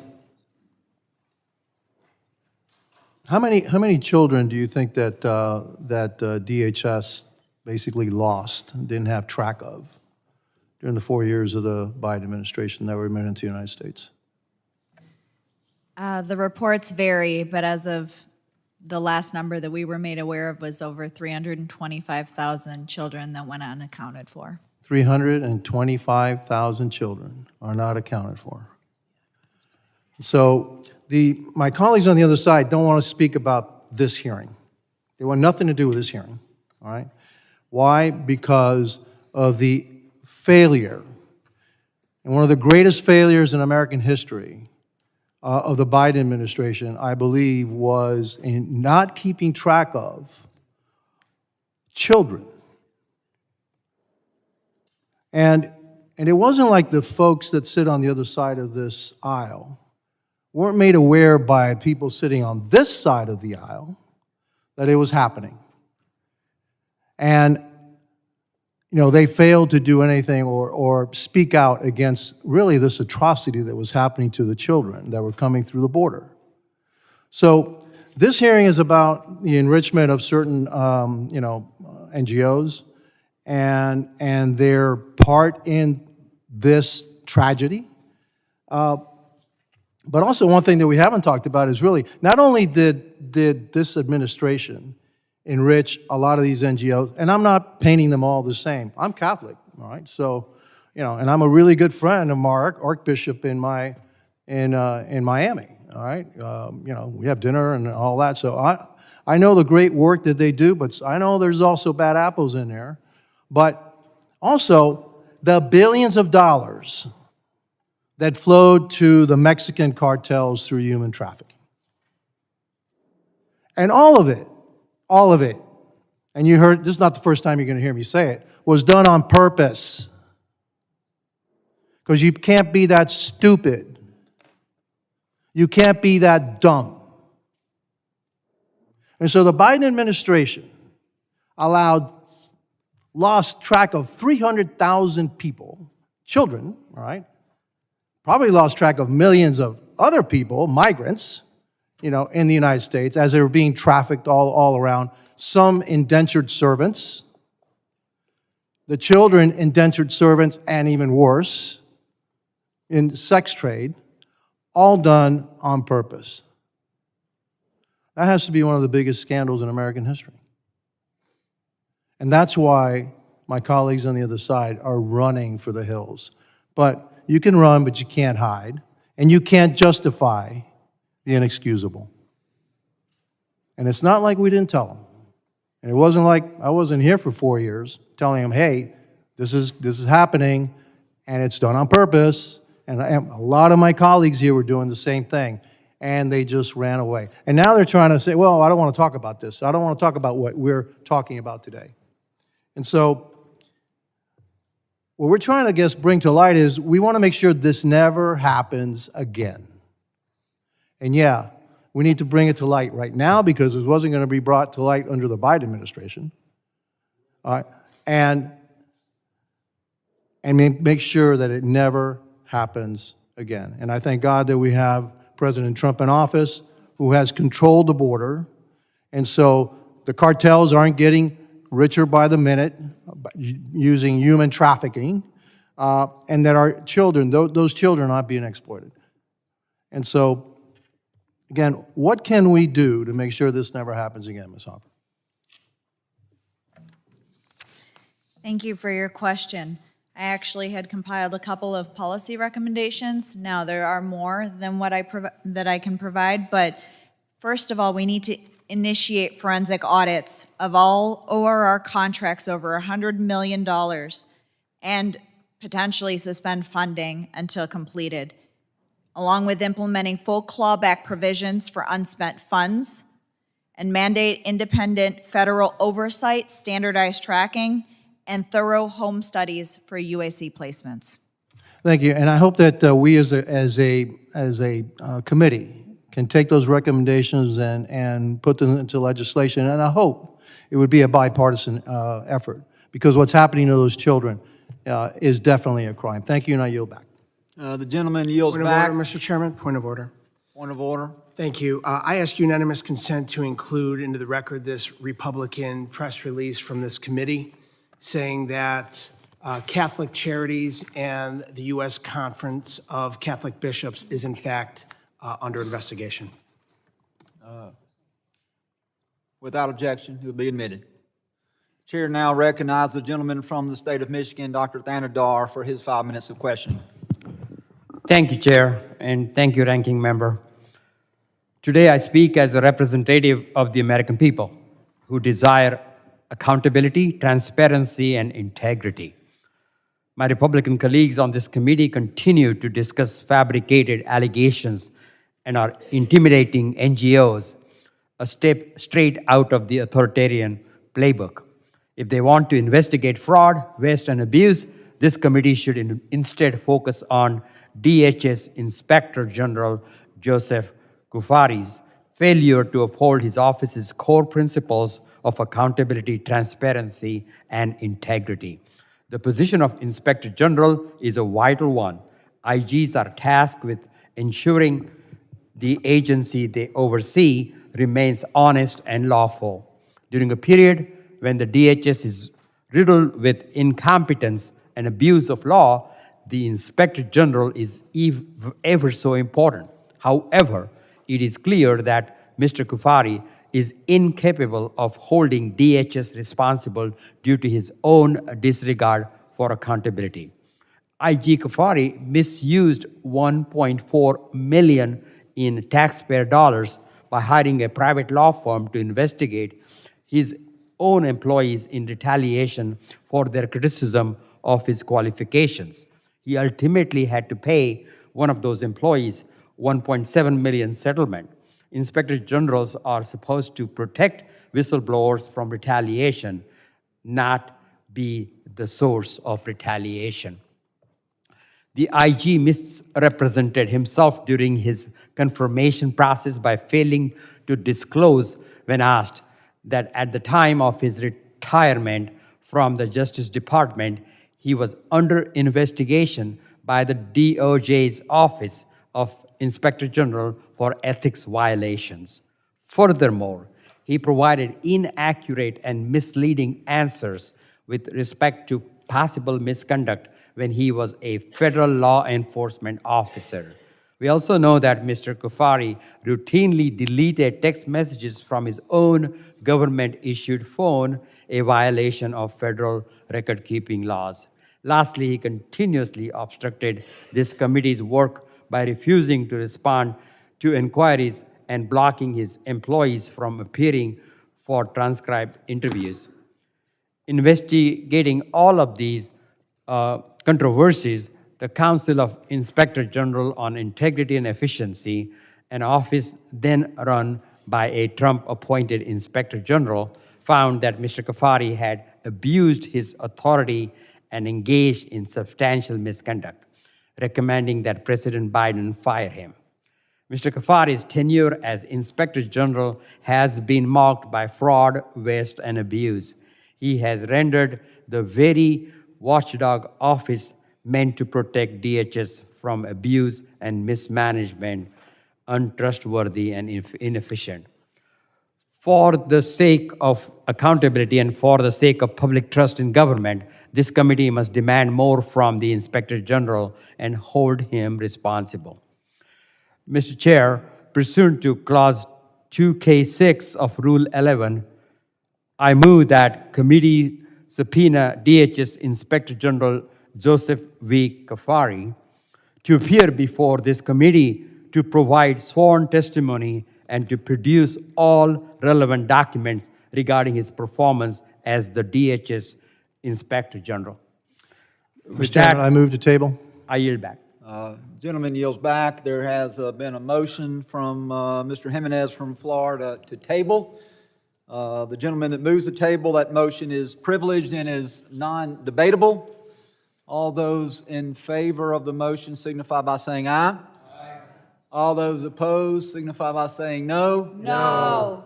The ruling of the chairs is that the ayes prevail. Is there a motion for a recorded vote, Dr. Yes. Panadar? Yes. A motion for a recorded vote has been made. If we will take a moment to allow the clerk to return to his position.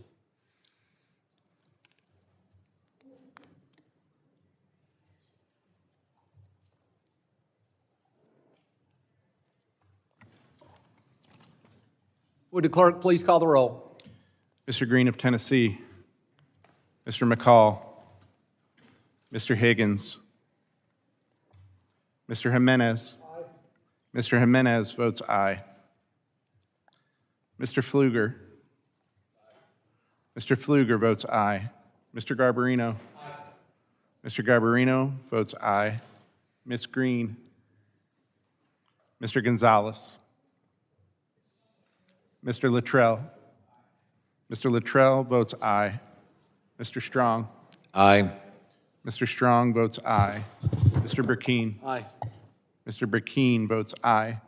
Mr. Crane. Mr. Crane votes aye. Mr. Ogles. Mr. Ogles votes aye. Mrs. Biggs. Mrs. Biggs votes aye. Mr. Evans. Mr. Evans. Mr. Evans votes aye. Mr. McKenzie. Mr. Knott. Aye. Mr. Knott votes aye. Ranking Member Thompson. Nay.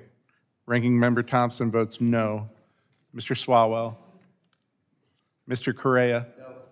Mr. Correa votes no. Mr. Tanadar. No. Mr. Tanadar votes no.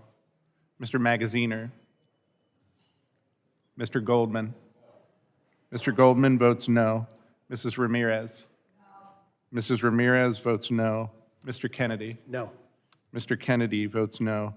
Mrs. McIver. Mrs. McIver votes no. Ms. Johnson. Ms. Johnson votes no.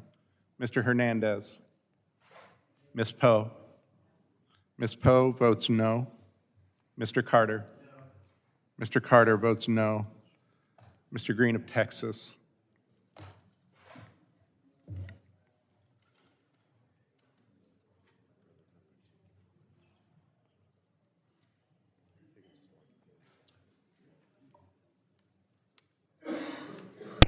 How am I recorded? I'm sorry, I didn't see who the request was from. Mr. Swalwell. Mr. Swalwell is not recorded. Mr. Swalwell votes no.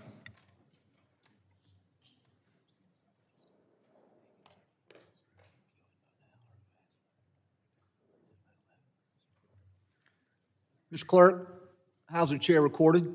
The chair has not been recorded. Chair votes aye. Chairman Guest votes aye. Are there any other members who wish to be recorded? House Higgins recorded. Mr. Higgins was not recorded. I'm an aye. Mr. Higgins votes aye. Any additional members who wish to be recorded on this vote? The clerk will tally and report the totals. On that vote, Mr. Chairman, there were 13 ayes and 11 noes. The motion is agreed to. At this time, the chair would recognize for 5 minutes of his questioning Mr. Pfluger from the great state of Texas. Yeah, thank you, Mr. Chairman. Never been so disappointed to sit in a partisan hearing. I mean, what a joke. And let me just correct the record for the gentleman from Mississippi talking about the floods in Texas and FEMA not being there. False. Completely false. They were there. I don't think the ranking member was there. I was there. Several people on this committee were there. So the assertion that FEMA was not there, you want to politicize something? Go politicize something else. But that's out of bounds. What a tragedy.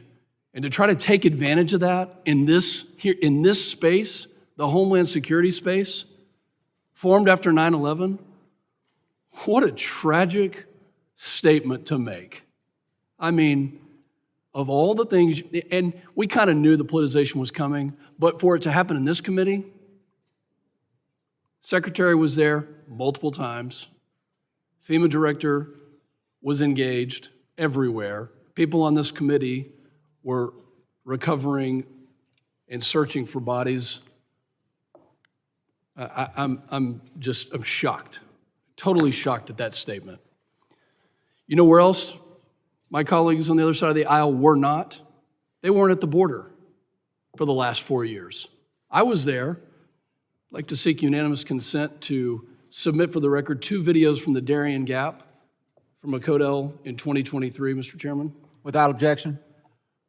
These videos show the children that are walking through, and only one Democrat accepted the offer to go to that Codell, to go see firsthand. Only one. The entire subcommittee was invited, and yet only one, and he's no longer a member. Only one. And you know how many hearings we had at the border from 2021 and 2022? 0. You know how many hearings we had on border security from 2021 to 2022? 0. So it's pretty rich to hear the assertions from the gentleman from Mississippi that the FEMA director is not involved in flooding, that DHS is not involved in flooding. Ms. Hopper, in your testimony, you talk about unprecedented trafficking due to lax sponsor vetting. And you also talk about alarming conditions and falsified records. I'm going to give you 2 minutes to describe the lack of sponsor vetting that led to the abuse of children at a level that is completely unprecedented. And be specific. Thank you for your time. When we're talking about sponsor vetting, when I spoke with a retired Border Patrol agent, he had said that the requirements to adopt a dog that was about to be euthanized were higher than the standards and the documents that needed to be provided for an adult to sponsor a child. He went through more hoops to adopt a dog than what people would go through to sponsor a child. When it only takes 2 phone calls to verify that someone picks up on the other line, voice verification, or you receive a photograph of an identification through WhatsApp with no facial match to the person sending the photograph. When people talk about doing better job in Photoshop with fake IDs than what the documents they received in a picture of an ID, and no meaningful background checks on these sponsors, when you have children that are unaccompanied. And as a mother, as a Christian, as a Hispanic, you have children being sent to known pedophiles, known gang members, known individuals with criminal backgrounds. That is what led to this. Thank you. Every single person that was on this committee from 2021 to the end of President Biden's presidency went to the border multiple times, and saw these atrocities that were happening firsthand, talked to these kids, saw the ones that were left in the brush. So it's pretty rich to say that we shouldn't be looking at NGOs that had a role, that were culpable and complicit in not vetting people or not doing the appropriate work. Mr. Chairman, thank you. Thank you for holding this hearing. I yield back. Gentleman yields back. The chair now recognizes the gentleman from California, Mr. Swalwell. Nobody asked for the cruel deportations that we're seeing right now. We were promised that violent criminals, the worst in our community, would be removed. I'm good with that. I don't want violent criminals who are undocumented in our community. I'll help with that. Put out a list of 1,000 people. Most Americans are up for getting those folks out of our community. We were promised the worst would be removed.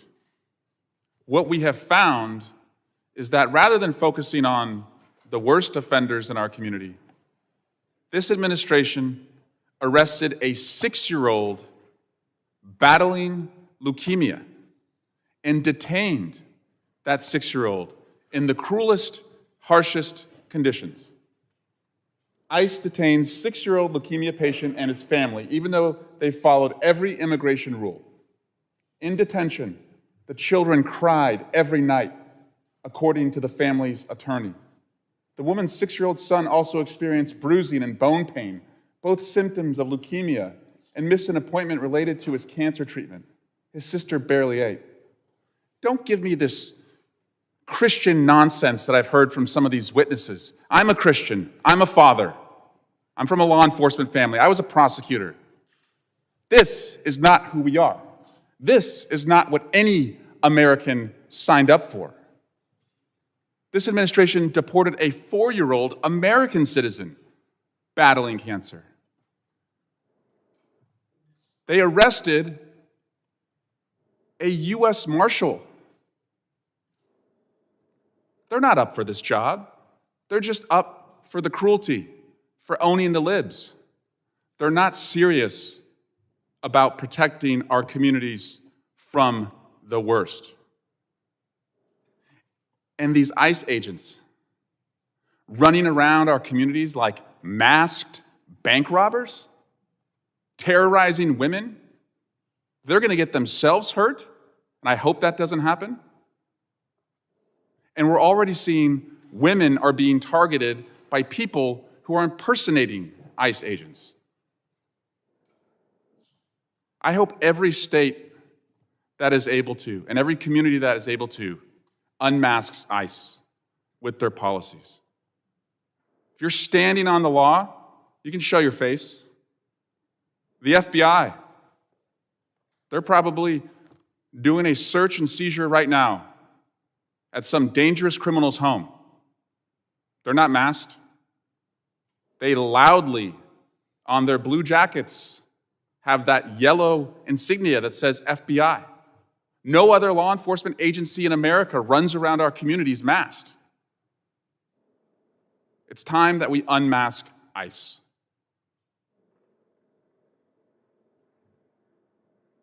This is an administration that does not want to be held accountable. Secretary Noem does not want to come in and testify.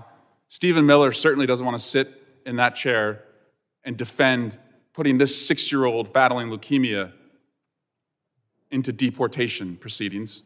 Tom Homan doesn't want to come here and defend why he thinks it's okay to target people based on their accent and the color of their skin. Yes, He said that. Thankfully, a California court has shut that down, and hopefully more lawsuits are brought across America to shut that down. But my Republican colleagues in Congress, they don't work for the administration. They are, theoretically, an independent branch of government. Article 1, the preeminent branch of government. So why do they go for this? Why do they enable this? Why aren't they outraged that this 6-year-old boy was in a condition where children are crying every night and experiencing bone pain as he fights cancer? This issue is pretty simple. Go after the worst and protect the most vulnerable, the ones who are contributing to our community. So if our Republican colleagues are not up for holding the administration accountable, then Democrats will. So, Mr. Chairman, pursuant to Clause 2K6 of Rule 11, I move that the committee subpoena White House Deputy Chief of Staff for Policy and Homeland Security Advisor Stephen Miller. Gentlemen, yield back? Yes. Is there a motion? Motion to table. There has been a motion to Recorded table. vote. The gentleman moves the motion to table. The motion to table is privileged and non-debatable. All those in favor of the motion to table, please signify by saying aye. Aye. Any opposed, no? No. The ruling of the chair is the ayes have it. Mr. Swalwell, Record vote. is there a motion for a recorded vote? A motion for a recorded vote has been made. We will allow the clerk a moment to resume his position.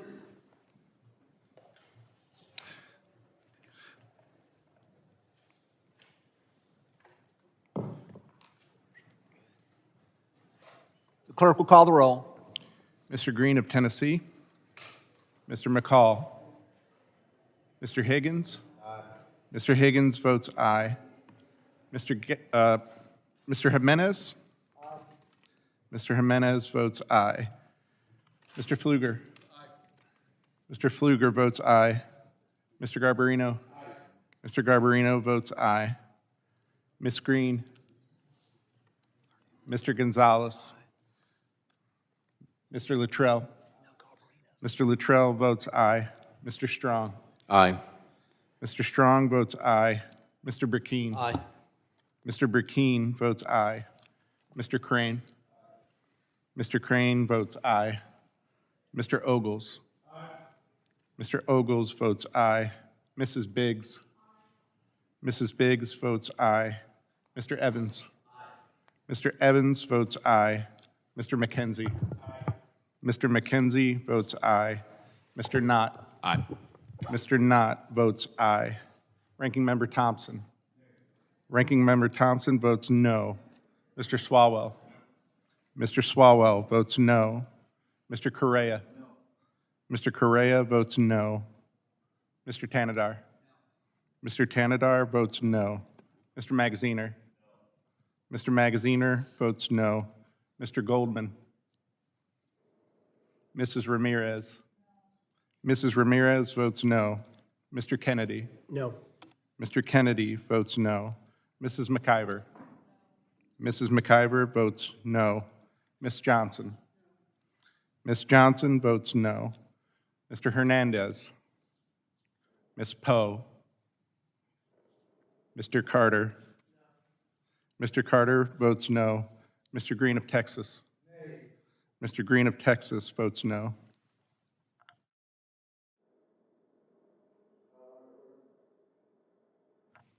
Mr. Goldman has not been recorded. No. Mr. Goldman votes no. Mr. Clerk, how's the chair recorded?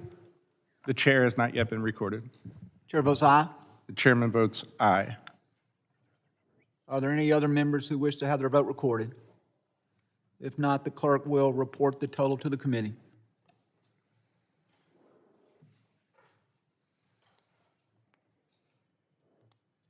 Mr. Chairman, on that vote, there were 14 ayes and 12 noes. The motion is passed. At this time, the chair would recognize the gentleman from the great state of New York, Mr. Oh, I'm sorry. At this time, we will recognize the gentleman from the great state of Texas, Mr. Luttrell, for his questioning. Thank you, Mr. Chairman.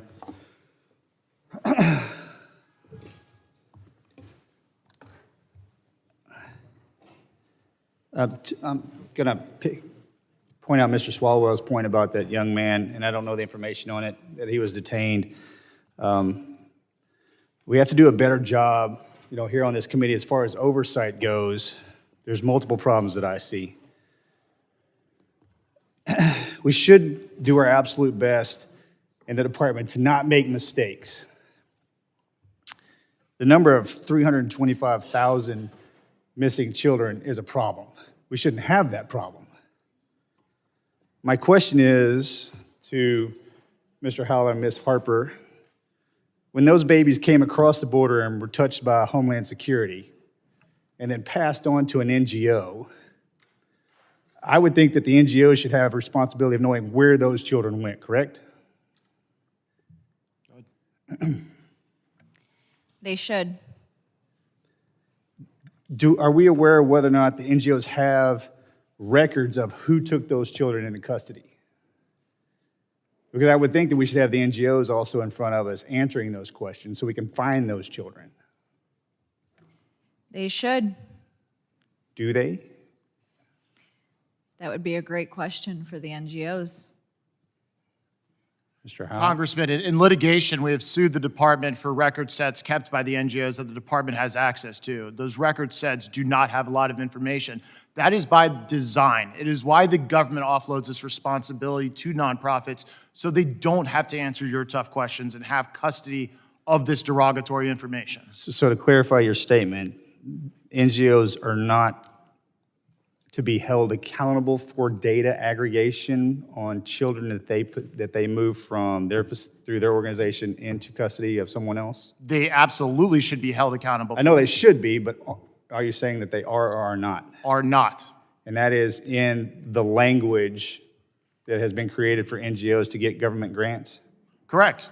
There are obligations on the recipient of grants to keep statistics, information, et cetera, and all sorts of other legal obligations that are upon them. To add to that, they have a contractual accountability, but aside from contractual accountability, it ends there. What you got? Well, that's exactly the problem, because it's not just the fact that we had this massive volume of people, and so things are obviously going to slip through the cracks. So there's no way to really figure out exactly how many they ran through or how many they processed, because like Border Patrol at the time and Customs, they were overwhelmed because people had a greater incentive to arrive illegally because of the policies pursued by the Biden-Harris administration. So to my understanding, for this committee and moving forward, we need to make sure that legislation states properly that any NGO, whether or not be it a Catholic organization or whomever, has to follow certain guidelines and rules, which obviously that is not in place, correct? And in order for us to maintain accountability for any and all who come through our border, child, whomever, into the United States of America, we need to know exactly where they are at all times, correct? It should be tied in the contract along with the grant money that it is outlined who is responsible for the data collection and management, whether it's HHS or the NGOs, and if the NGOs are responsible, it needs to outline the requirements and the expectations of how to maintain. So DHS needs to provide those standards to any NGO. Those NGOs need to have those standards passed on to anybody that's receiving a child. If they're accepting the grant dollars. Correct. So that's our next step. I would say that's pretty simple, right? I would say the simpler solution is to stop funding the invasion of the United States. We can impose these standards. Okay, I got you, buddy. I'm trying to go granular on this. I agree with you wholeheartedly, but I'm trying to fix a problem that exists. We can bitch about it all day long, which we're just going to beat each other up and we're not going to go anywhere. I'm really trying to fix this problem, okay? Mm-hmm. So we have to move legislatively in order to solve that problem. Right, and HR 2 contains a provision which would do a lot of that. It could also be improved. Okay, so my next step as a congressional member is to write out legislation that both sides would agree on in order to fix this problem. That sounds like a pretty good fix, correct? Thank you, Mr. Chairman. I yield back. Gentleman yields. Mr. Goldman is recognized for questioning. Thank you, Mr. Chairman. Here we are again, La La Land and Homeland Security Committee, conducting oversight of the President and his administration. Great, because there are many, many things that Congress should be conducting oversight over this administration. Donald Trump campaigned on finding convicted criminals who are unlawfully here in this country and deporting them. The worst of the worst, he said. Instead, he and his unidentified masked secret ICE agents are snatching and arresting immigrants from court proceedings, nonviolent, non-criminal immigrants pursuing legal pathways to immigrate to this country, and then illegally detaining them in horrific conditions, and even possibly deporting them despite the fact that they are here legally. You would think the committee with jurisdiction over the Department of Homeland Security would want to conduct oversight over the department's refusal to allow members of Congress to observe the conditions of DHS detention facilities. In fact, there is a specific statute that authorizes both Republicans and Democrats to conduct oversight over facilities that house or detain immigrants.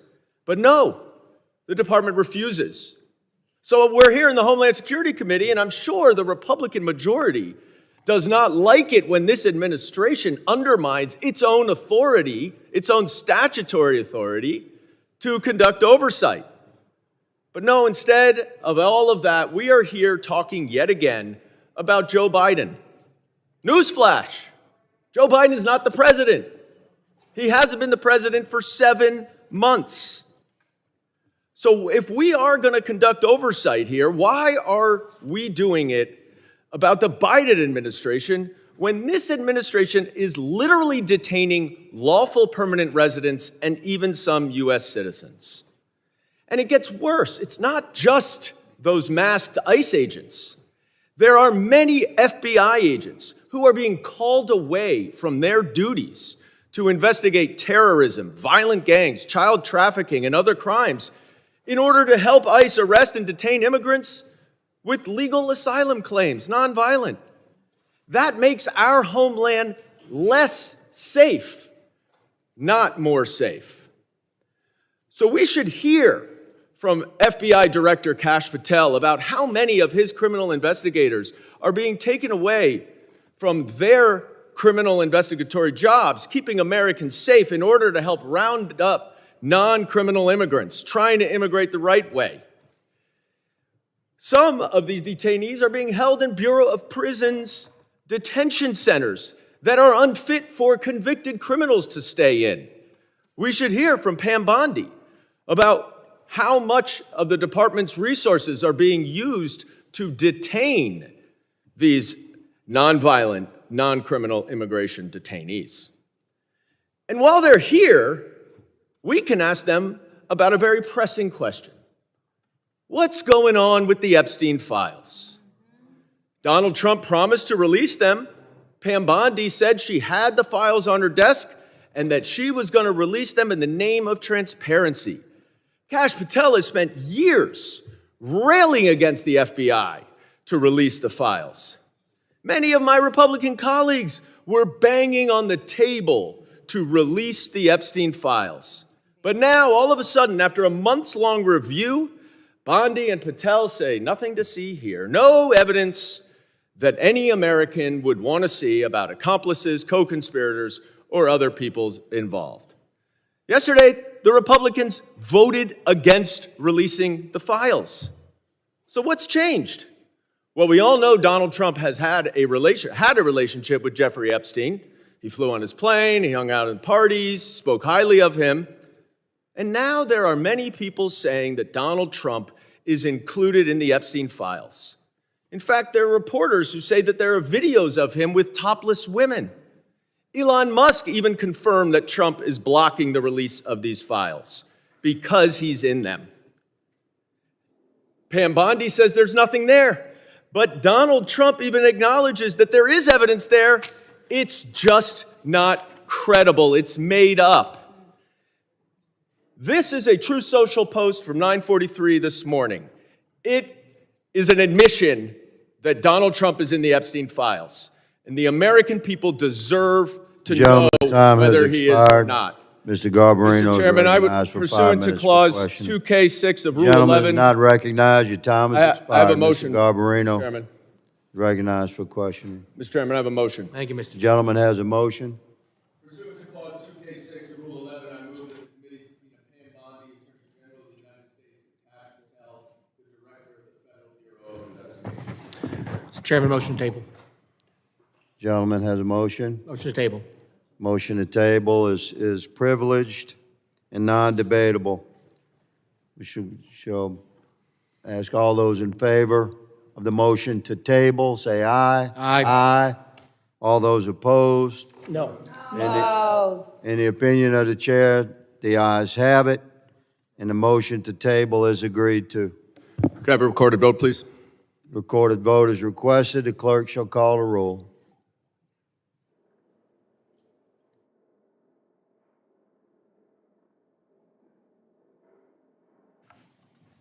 Mr. Green of Tennessee. Mr. McCall.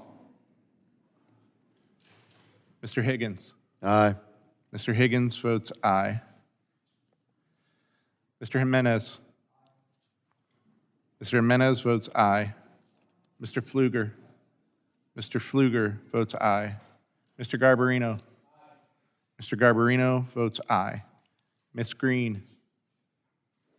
Mr. Gonzalez. Mr. Gonzalez votes aye. Mr. Luttrell.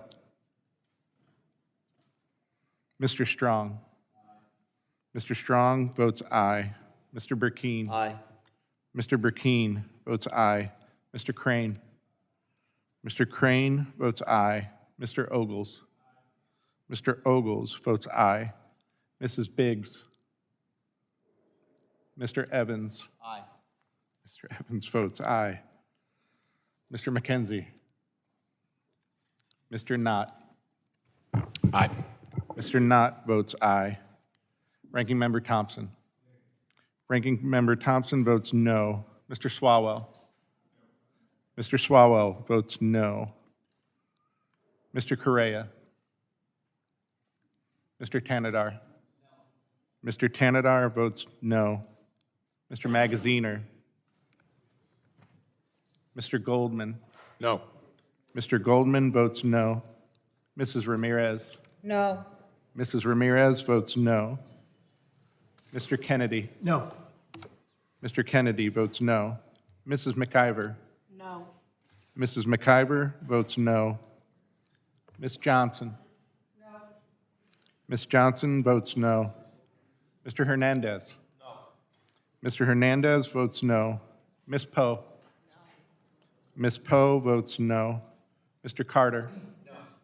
Mr. Carter votes no. Mr. Green of Texas. Mr. Green of Texas votes no. Am I recorded?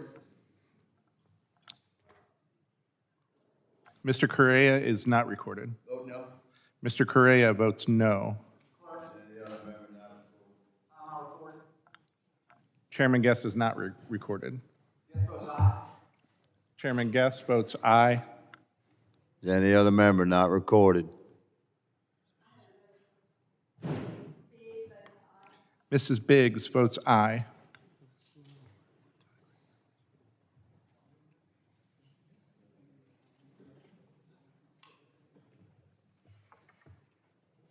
As a gentleman.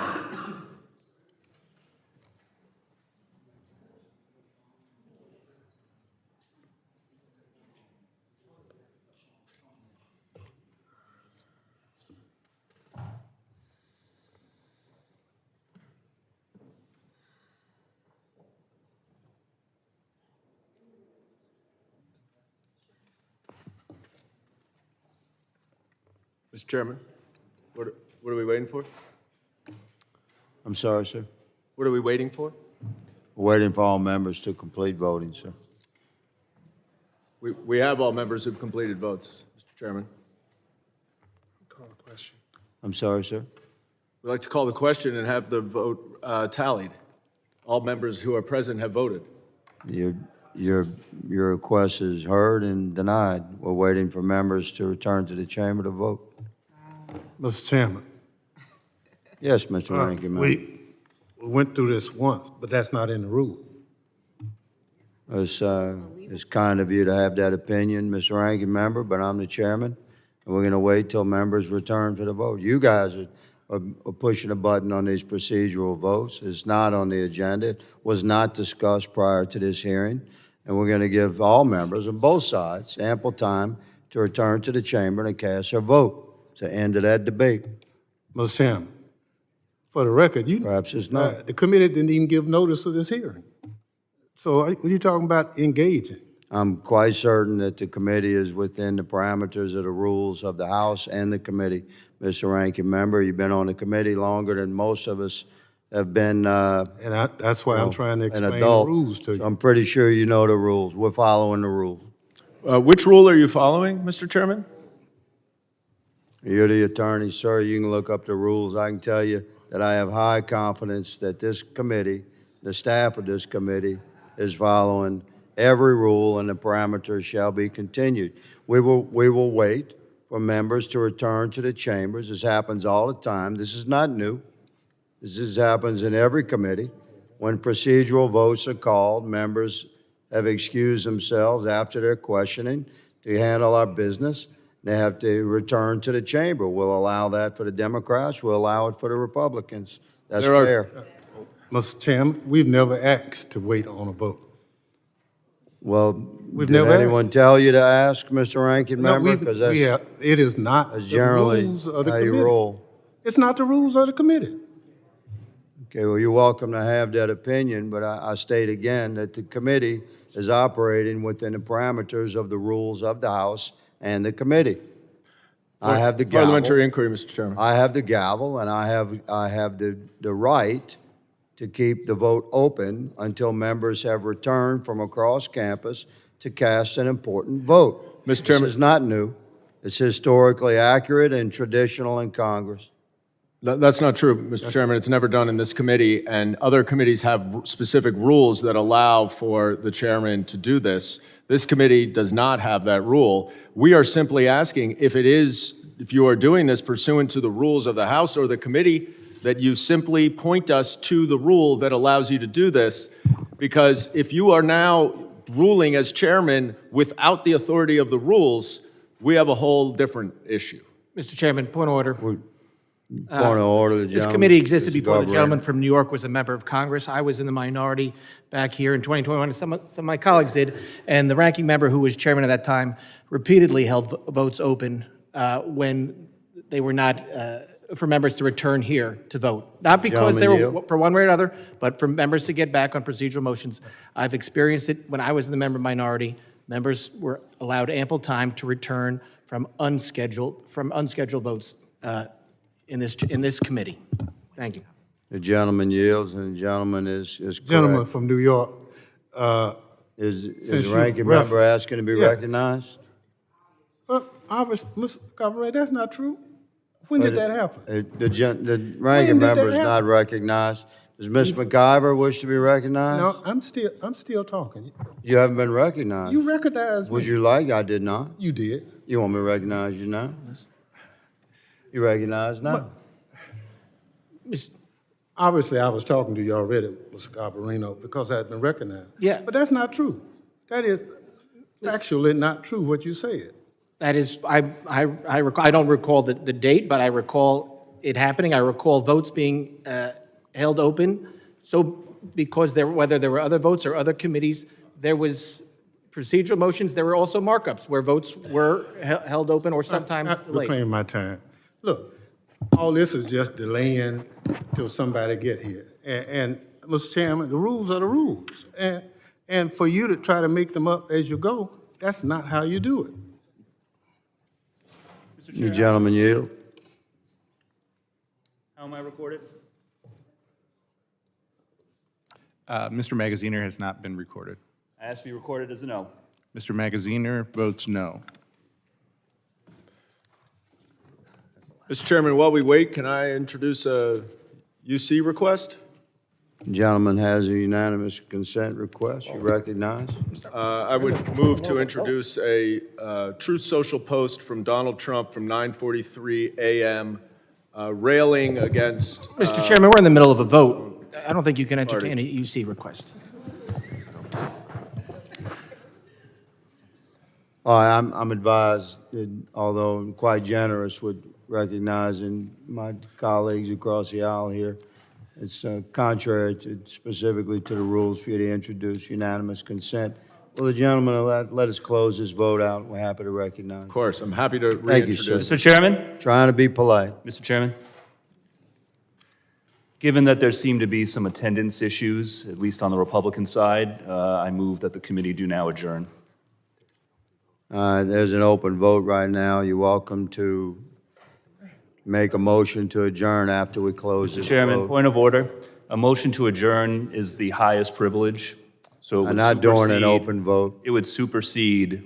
Motion The to open adjourn, if you continue with your motion and enter your motion after we've closed this vote, then the chair will entertain that. But parliamentary Right inquiry, now, can I make a, this vote is open, it's going to remain open until Chairman, can I ask a members question? have been allowed to return. Parliamentary inquiry, my understanding is that a motion to adjourn is the highest privilege and has to be acted on even if there is another open vote.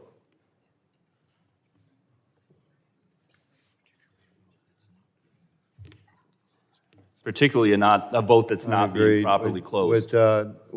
With concurrence, which is reflective of my understanding, I respect Mr. Magazzino's position, and it is privileged, but cannot be entertained during an open vote. And this is an open vote. So if you would like, enter a motion to adjourn, good sir, we will certainly entertain that once we've closed this vote. Mr. Chairman, The madam is recognized. request a tally. Gentleman is recognized. Request a tally of the vote as it stands at the moment. Yeah, the chair will request a tally at conclusion of the vote, when we close the vote.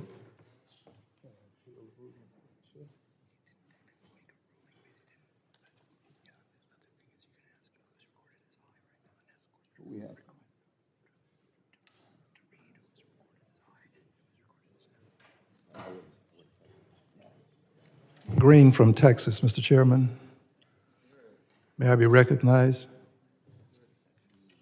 Of course, my friend from Texas is recognized. Thank you, my friend. Is it in order to make a motion to close the vote? I don't believe that a motion to close a vote is in order or required. The chair is keeping the vote open until members from either side of the aisle return to the chamber for this unscheduled procedural vote. And may I consider this a ruling of the chair?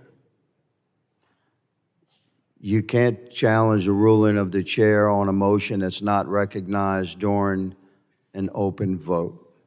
So if you continue if you would like to submit a motion to adjourn, I would suggest you follow the rules there as well, but you'll have to wait until this vote is closed, good sir. What I would like to do is, as we have done with other motions, is appeal the ruling of the chair. You're welcome to appeal the ruling of the chair if it's within the parameters of the rule, but that appeal will not be entertained during an open vote. Mr. Chairman, you have made a decision by keeping the go. vote open. That is, in effect, a ruling. And Mr. Green is appealing that decision you've made. Yeah, we're not going to entertain a motion or an appeal while the vote is open, Mr. Ranking Member. You know that. Well, I know it, but it's not the rules. We've always, and ladies and gentlemen, I understand your position. Understand you making a stance in the Homeland Security Committee. We're just making a This stance is for you to follow the rules. historically and traditionally, this committee and every committee I've served on has kept votes open when you have an unscheduled procedural vote. to allow members to return to the chamber and cast a vote. Mr. Chairman? This happens if we're in the majority or you're in the majority. It's ideologically, appropriate from either perspective to allow your members to return to the chamber. And it's certainly the historical and traditional means by which we deal with unscheduled procedural votes. Mr. Chairman? Who was that, please? Mr. Brashean. Yeah, point of order, or parliamentary inquiry, I would put it to you, but I would put it to the Democrat opposition also, is I would love for someone to point out where the rules say that you, as chairman of a committee, do not have the discretion over this matter. The accusation that the rules are being violated, but yet where is it in the rules that does not give the chairman the allowance or the discretion to make this decision? Mr. Brashean yields. Mr. Clerk, how is Mr. McKenzie recorded? Mr. McKenzie has not yet been recorded. Aye. Mr. McKenzie votes aye.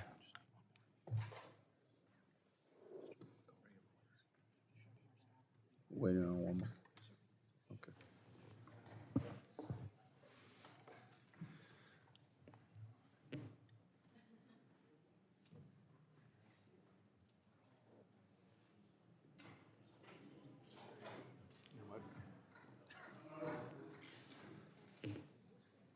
Mr. Mr. McCall has not been recorded. Mr. McCall votes aye.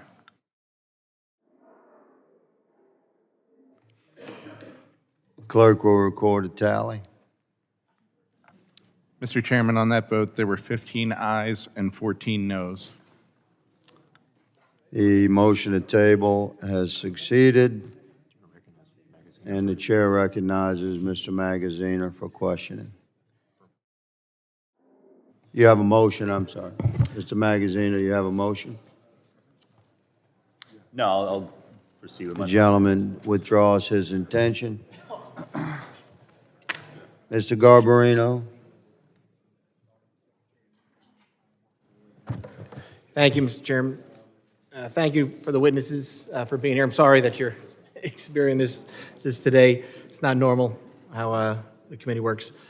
I'll tell you, it's amazing listening to the other side complain about our law enforcement officers, ICE, and saying that they should not be wearing masks, even though they're rounding up MS-13 criminals who, in my district, would chop up children with machetes, whether I was in Brentwood or CI. But they want them to be demasked and possibly face retribution. It's amazing. The first time that they're asking for anybody to be demasked. I mean, Antifa, they can wear their masks. The violent protesters that burn down cities, burn down cars, looted, they can keep their masks on.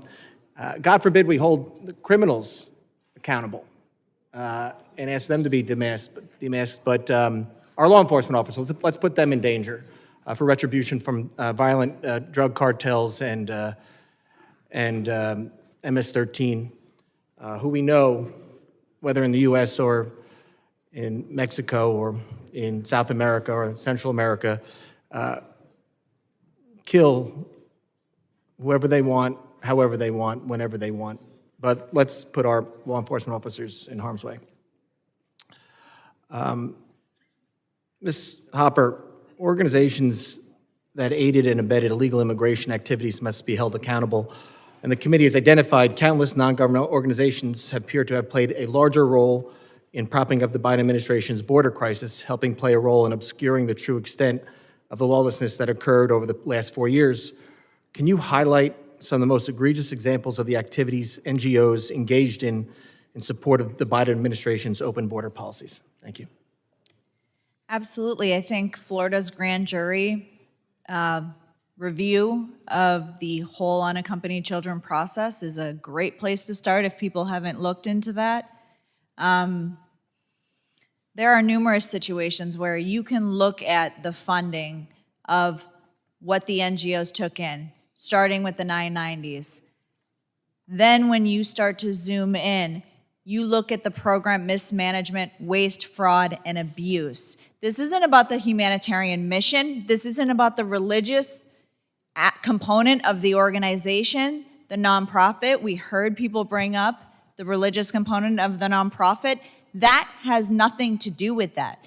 It has to do with how the humanitarian organization handled the program, handled these children, handled these funds, and handled the sponsors. And they didn't. They didn't handle any of that. Now, not all NGOs mismanage children and mismanage funds, but there were a lot of them that did, and taxpayers funded it, they paid for it, and they must be held accountable for it. Thank you very much. Can you also elaborate on the extent to which the Biden administration's reliance on non-governmental organizations endangered the lives of those children? I know you touched about it a little bit, but can you talk about especially the UACs? That is something that was, we saw a lot of UACs being sent up to New York, to Long Island, my district, and there was no follow-up or very little follow-up after they were sent. Can you talk about that, please? Yeah, so once NGOs were sending children to their sponsors, they were supposed to have an individual traveling with them to make sure that they got to their destination. We were actually on a flight with numerous UACs that were unaccompanied, couldn't speak the language, and airlines struggled to communicate with them. They were traveling alone. When we spoke with the flight attendants, they outlined numerous situations where children showed up at incorrect locations. CPS would have to be called because the sponsor either didn't show up, they were at the wrong location, they couldn't communicate with these unaccompanied children, and they were not supposed to be traveling alone. Once they got to that state, there wasn't a follow-up. There were 2 phone calls, and there was very little follow-up or coordination with state-level agencies to share that information for meaningful welfare checks. Thank you very much for your answer. And Mr. Chairman, pursuant to Clause 2K6 of House Rule 11, I have a motion requesting the committee subpoena former Department of Homeland Security Secretary Mayorkas. He refused to testify here in his own impeachment trial, and we believe the Americans should hear from him on his unlawful policies, especially the ones that we're addressing here today. So that's my motion, Mr. Chairman. Thank you. Motion made by Mr. Garbarino. Point of order? I'm sorry. I'll defer to the... Mr. Chairman, I move to table the motion. Motion to table. The motion to table is privileged and is non-debatable. All those in favor of the motion to table signify by saying aye. Aye. Aye. All those opposed signify by saying no. No. In the opinion of the chairs, the nays have it. Mr. Chairman, I ask for a recorded vote. A recorded vote has been requested on the motion to table. We will allow the clerk to resume his position.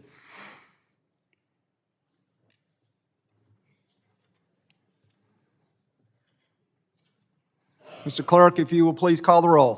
Point of order. Point of order, Mr. Chairman. I would like this committee to wait for other members to return from both sides of the aisle for the vote.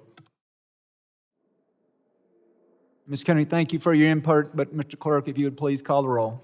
Thank you for your consideration, Mr. Chairman, as you're clearly demonstrating your partisanship in not allowing members of this committee to return as you held this open for at least 15 minutes on the last vote, which I've never seen anything so ridiculous in my entire 2+ decades of service in government.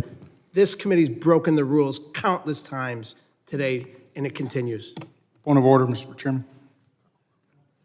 Mr. Ogles.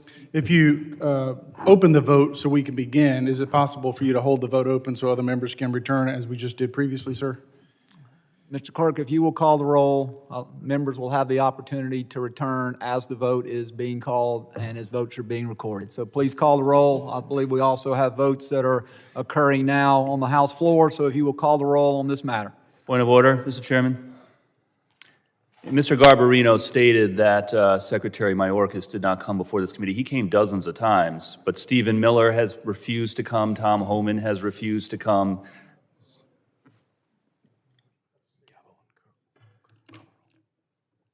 Mr. Clerk, votes have been called in the chamber. If you will please call the roll on this matter.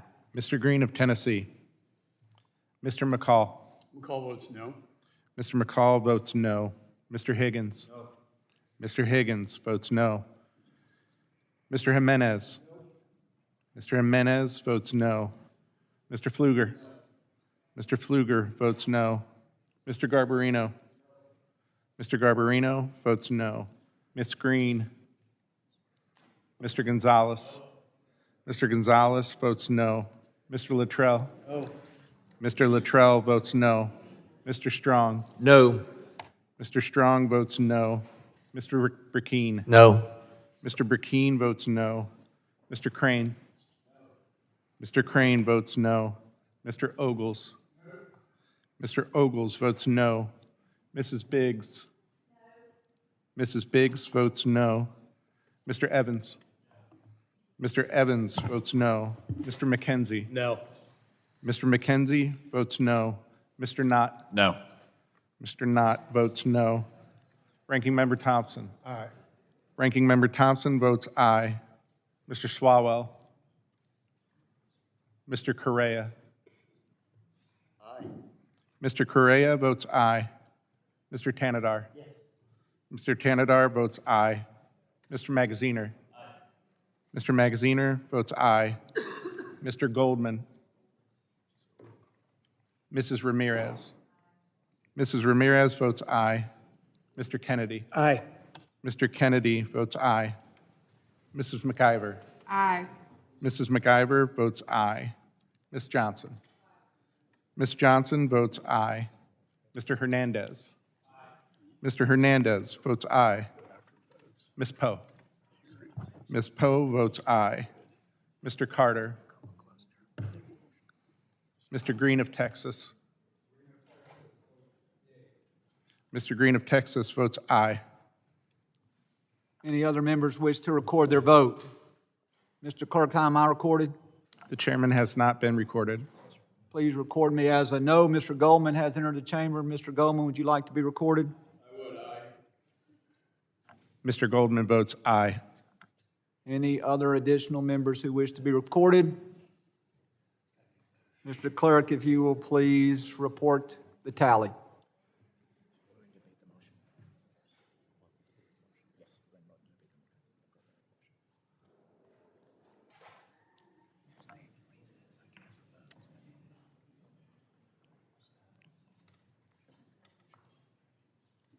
Mr. Chairman, on that vote, there were 16 ayes and 12 noes.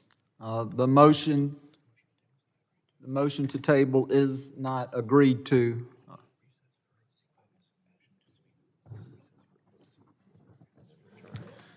Yep. Mr. Chairman. With votes being called, the chair intends to call a recess. We will return back after votes have been called to then debate the motion. So at this time, the committee stands in recess. Fantastic.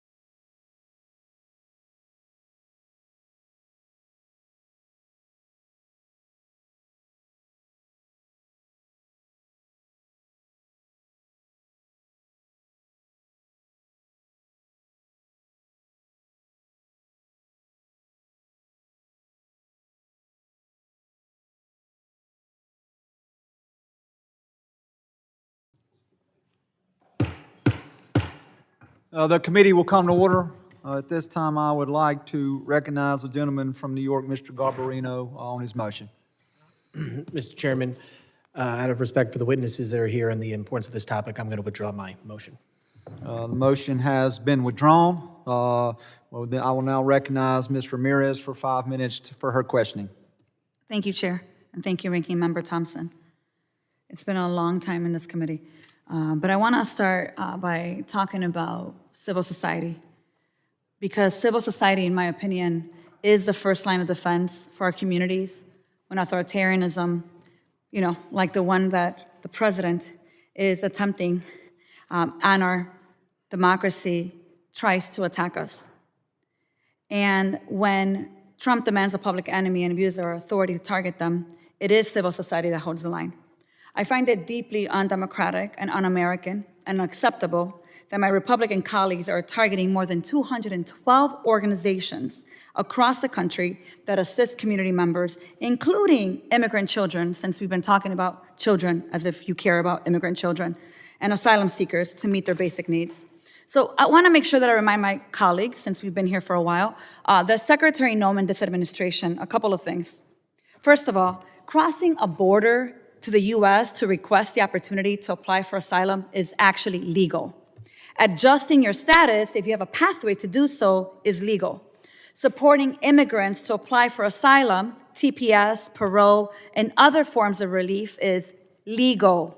Supporting people to become United States citizens is also legal.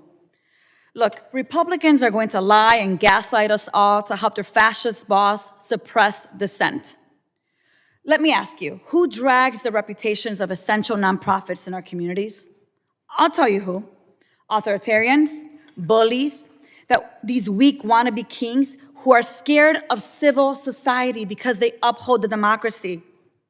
This hearing has been unserious, especially since the illegal and unlawful activities are actually being perpetrated by the people in the White House, the cabinet, and Republican leadership. Tom Homan said during an interview that ICE officers and Border Patrol agents don't need any probable cause to walk up to someone, question them, and detain them based on their physical appearance, occupation, or location. So he basically said that if someone looks like me and a couple of colleagues here, they can walk up and question us. That is racial profiling, which is illegal. At the same time, Homan consistently complains about the communities, like the one I represent from Chicago, for knowing their rights, because if they know their rights, it's harder for him to violate them. Tom Homan's disregard for our rights is unconstitutional. And since Mr. Homan, AKA the border czar, has the audacity to repeatedly brag about his legal immigration enforcement practices and disrespect due process, I demand he come before us to respond to the multitude of questions we have for him in person. But not just him. Governor Ron DeSantis of Florida is complicit in the construction of the alligator Alcatraz and the violations of human rights being perpetrated there. Florida's replica of one of our most notorious prisons is a clear illustration of the brutality of the Trump administration. They unlawfully robbed funds from cities supporting asylum seekers to build a CCOT-like detention center in one of the most dangerous places in the United States. Yet, DeSantis has the audacity to repeatedly brag about the inhumane conditions at Alligator Alcatraz and celebrate the violence being perpetrated with American tax dollars. Governor DeSantis must testify before this committee and provide answers to our questions about the atrocities being committed in his state. And he should also bring Secretary Marco Rubio. Because the truth is, we shouldn't be sending people to foreign countries when they may face torture and death with no chance for due process or appeal, particularly when they have not had their day in court and have not been subject to an extradition request. It is a gross violation of our shared humanity and our ideals as a nation to use money that's been appropriated to support refugees to disappear them to offshore prisons in countries they do not know and have no connection to. Yet Trump, Noem, and Rubio have repeatedly been caught red-handed, blatantly breaking the law, entering into backdoor agreements with foreign countries to deport people without due process. So, Mr. Chair, pursuant to Clause 2K6 of Rule 11, I move that this committee subpoena Thomas Douglas Homan, Ron DeSantis, and Marco Rubio. Does the gentlelady yield back?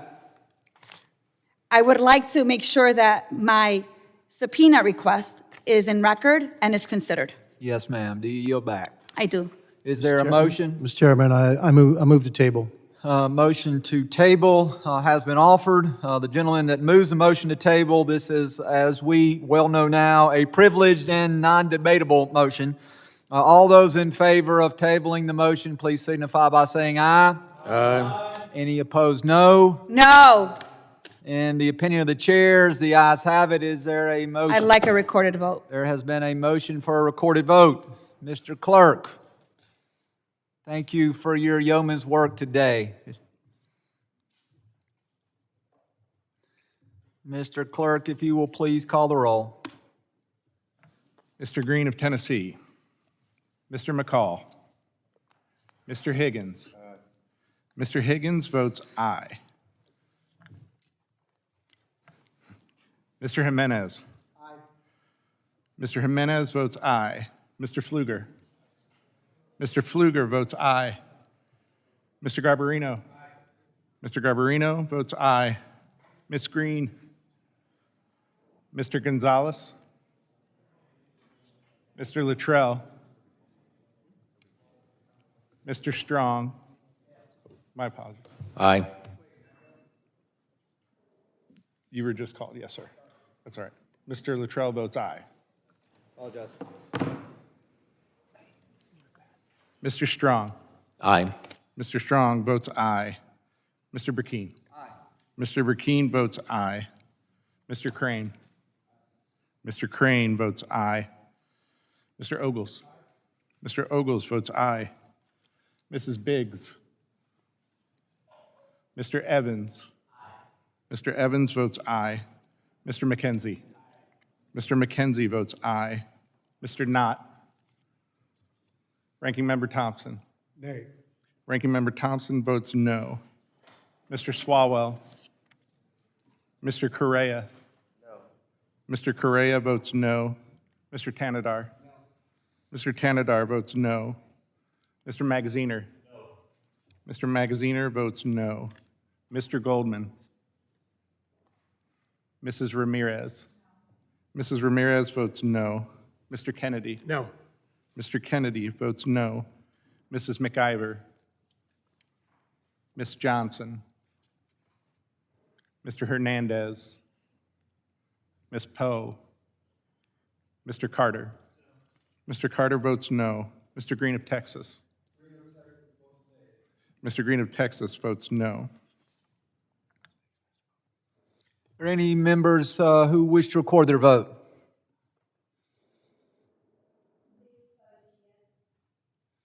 Mrs. Biggs votes aye. Mr. Clerk, how am I recorded? Chairman has not yet been recorded. Guest votes aye. Chairman Guest votes aye. Would you please report the tally? Point of order. Mr. Chairman, Yes, sir. are we going to leave the voting tally open until everybody gets here, as we did earlier? There are people that are still outstanding, missing votes on both sides of the table, bipartisan. Ms. McIver, would you like to be recorded?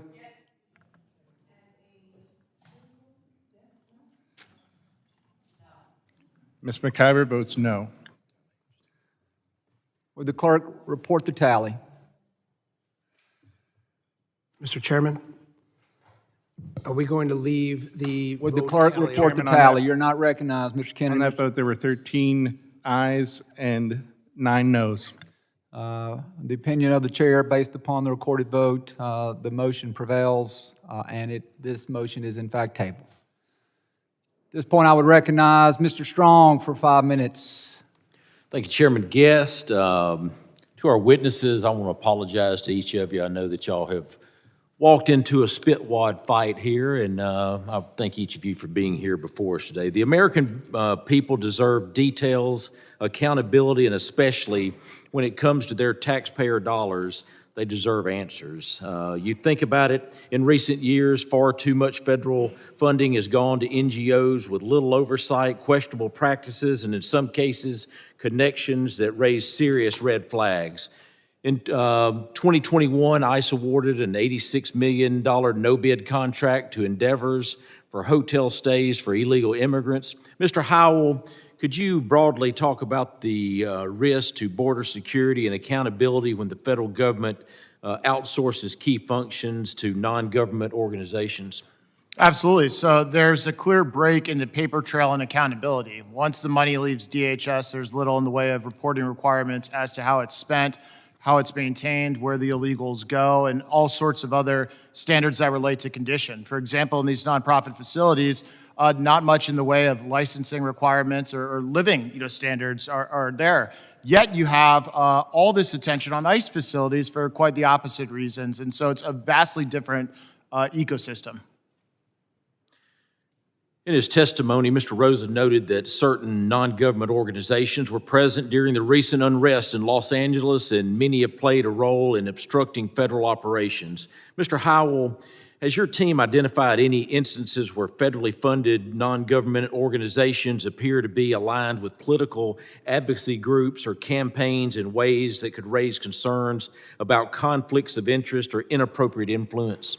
Absolutely. I think the most recent, former Secretary of Homeland Security, Alejandro Mayorkas, who was impeached, coming from Hebrew Immigrant Aid Society, is an example of how this whole system works and the very cozy relationship between the nonprofits and governmental actors. As it relates to the violence we see in the streets, the foot soldiers and organizers, I would say, are 1 degree removed away from those receiving government funds, the giant organizations like Catholic Charities and others who do a lot more in terms of public advocacy. It's a very complex ecosystem, all pushing in the same direction.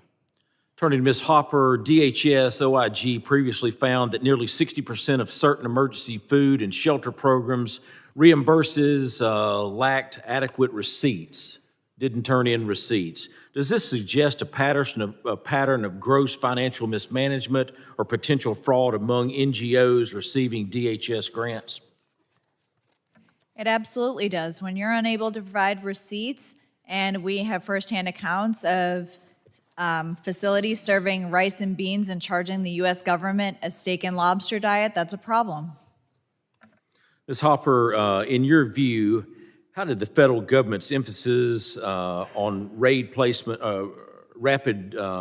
placement over thorough screening create opportunities for traffickers to exploit the unaccompanied alien children program? They absolutely did. We interviewed incarcerated cartel members that knew when this administration took over that they were not going to have access to the same pipelines and taxpayer dollars that they had access to before. They know that when unaccompanied children came in, they would provide the name, number, and address of the sponsor, cartel controlled, so that the child could be put to work to pay off the debt that they owed their smuggler or trafficker. Ms. Hopper, beyond the serious risk of exploitation and trafficking, there are growing concerns that some unaccompanied alien children may be vulnerable to recruitment by violent gangs like MS-13 or Tren de Agra. Is that something that has come up in your investigations and research? It absolutely has. With the open borders, we had numerous transnational criminal organizations, criminal networks, bad actors come into this country, and with them, they are looking for recruits. And so when you have young teenagers looking for, they have food instability, housing instability, and they have a debt to pay off, they are going to pay that off by working with cartel members. Thank you. To close out my time, one issue that has been raised by state, local law enforcement is the lack of communication by NGOs as they facilitate the movement and settlement of these aliens in local communities. Keeping law enforcement out of the loop creates public safety concerns and likewise does a disservice to the settlement of migrants. For any of our witnesses, can you speak to why these NGOs were encouraged not to work with local law enforcement and some of the downstream implications of these poor policies? It's because that would have gotten in the way of moving as many illegal aliens around the country as humanly possible, which was completely the opposite of the goal of the Biden administration and the NGOs. That's why they don't cooperate. They didn't cooperate because they didn't have to cooperate. Contractually, they weren't required to, and so they didn't. I concur with my fellow witnesses. Thank you. Mr. Chairman, I yield back. Gentleman yields back. The chair recognizes Mr. Magaziner for 5 minutes of questioning. Thank you, Chairman. Donald Trump said he would focus on deporting criminals and people with removal orders, but that is not what his administration has been doing. Instead, the Trump administration has been going after innocent, hardworking people who have committed no crimes, including children, including U.S. citizens, children, grandparents, veterans, students who express unpopular political opinions, and yes, even United States citizens. The latest data from Donald Trump's Department of Homeland Security, their own data, shows that more than 70% of those in ICE detention have no criminal convictions. They are locking people up who have tried immigrating to the United States the legal way, who presented themselves at ports of entry and asked for asylum. People like André Hernandez Romero, a gay makeup artist from Venezuela, who came to the United States seeking asylum. Listen to this. He did not enter the country illegally. He presented himself at a port of entry near San Diego, tried to do it the legal way. And what did the Trump administration do? They put him on a plane to El Salvador, to a prison where he is still today. He has never been convicted of any crimes. He did not even enter the United States illegally. We have been asking the administration, can you give us a proof of life? Can you let us know that he's still alive? And they refused to do so. They deported a mother from Louisiana along with her 7-year-old daughter and 4-year-old son, both of whom are U.S. citizens, and the 4-year-old has stage 4 cancer. The mother of these children has said that she did not consent to having her children deported with her. Secretary Noem was here, and she said under oath that she had documentation proving that the mother had consented. She said she would provide it. She still has not. Representative Swalwell and I followed up with her. She still has not presented any documentation, any rationale for why this 4-year-old U.S. citizen with cancer was deported to a country that is not his own. And so when I hear my colleagues and when I hear our witnesses saying that they care about the lives of the children, I'm sorry, you have no credibility if you are not prepared to call out the injustice of deporting a 4-year-old with cancer, a 7-year-old with leukemia. Where's your sympathy for those children? No, Donald Trump gets a free pass, always, no matter what he does from this crowd. That's how we know that what we're hearing is political today, not a real concern for the children who have been caught up in all of this. There's more. This family in Oregon, 4 children, all U.S. citizens. These 4 children, along with their parents, who have no criminal record, were put into detention by ICE for 2 weeks in a Border Patrol facility that is not designed for long-term detention, a 10-by-10 cell that these 5 were in. They were just released after 2 weeks. These U.S. citizen children, where's the concern for them? We know why this is happening. It's because on May 21st, Stephen Miller summoned ICE officials to Washington and ordered them to make mass arrests, not to focus on criminals. He said, go after people at Home Depot and 7-Eleven. Because again, unlike what President Trump promised, that they were going to go after the worst of the worst, Stephen Miller, who apparently is calling the shots, ordered ICE to round up everybody, regardless of whether they are hardened criminals or not. Please, someone tell me, what threat to our country do these children pose? Or their parents who have lived here and worked here for years and committed no crimes in the country? Is this the worst of the worst? Of course not. This is the same Stephen Miller, by the way, who was the architect of the family separation policy under the first Trump administration, during which 4,600 children were removed from their parents, some as young as 10 months old. Where's the concern for those 4,600 children? I haven't heard a word from any of our partisan witnesses or any of my partisan colleagues on the other side. You lose your credibility when you refuse to acknowledge the humanity of those 4,600 children who were separated purposefully from their families by the first Trump administration, or the children who are being unlawfully detained and deported today. I'll leave you with this. Pope Leo, His Holiness, posted on X about the Trump administration deporting people to El Salvador. He said, quote, "Do you not see the suffering? Is your conscience not disturbed? How can you stay quiet?" This is not what the American people want. Let's focus on going after real criminals, not children, not U.S. citizens, not people who are just trying to make a living who pose no threat. Let's focus on the criminals. I yield back. Gentleman yields back. The chair recognizes Mr. Bucane for his 5 minutes of questioning. Thank you, Mr. Chairman. We tend to find tactics of distraction, distraction. It's what we see happening with people that are trying to stop ICE from deportation efforts. We see that happening in the committee, and H.R. 2 is not law. What H.R. 2 was designed to do is to stop the $6 billion. That's an entire state budget. Many of us think about the size of your state budget. $6 billion under the Biden administration went to these non-government organizations, many of which are 100% federally funded, like Endeavors, that reach the size of Save the Children. Ms. Hopper, you mentioned that in your testimony. Save the Children, been around for generations. It's designed that is privately funded. This Endeavors non-government organization went from $52 million and went to over $1 billion because of government funding. Ms. Hopper, you talked about the NGOs being complicit. I don't know how many were stirred by your conversation about the 17-year-old child that was placed with someone that was discovered from the Office of Refugee Resettlement, had tattoos resembling that of MS-13 gang members. It was reported, supervisors overruled that. A month or two later, the 17-year-old is found dead.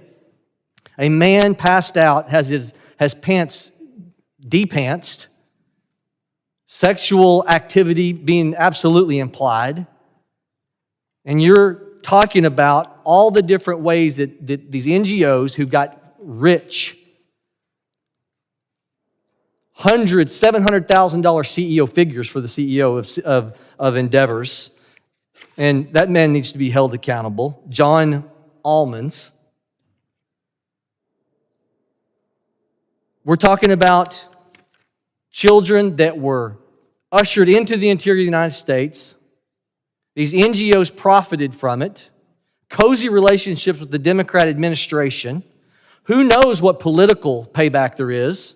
Who knows how many of those dollars that are still retained? When you're talking $1 billion retained by these organizations, who knows how many of the activities that are trying to stop deportation are still, those dollars are reproducing after themselves?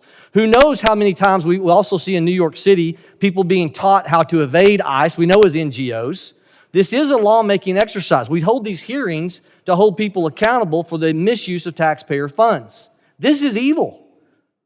And we haven't solved it, and we have to have legislation to stop any future administration from co-opting FEMA dollars and repurposing for these nefarious ends.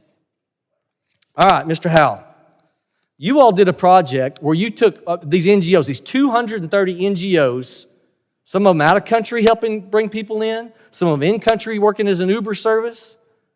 You all did a $30,000 data search on cell phones, and you found among these 230 organizations, of which 15 United Nations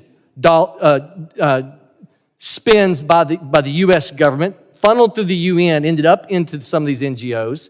You all found that you tracking 30,000 cell phones, that the Uber service, these organizations getting rich, went to every congressional district in this committee hearing, not just every congressional district in this hearing, every congressional district in the United States, moving unaccompanied minors, children to these sponsors. Only 4 congressional districts out of 435 congressional districts where these NGOs were not moving people.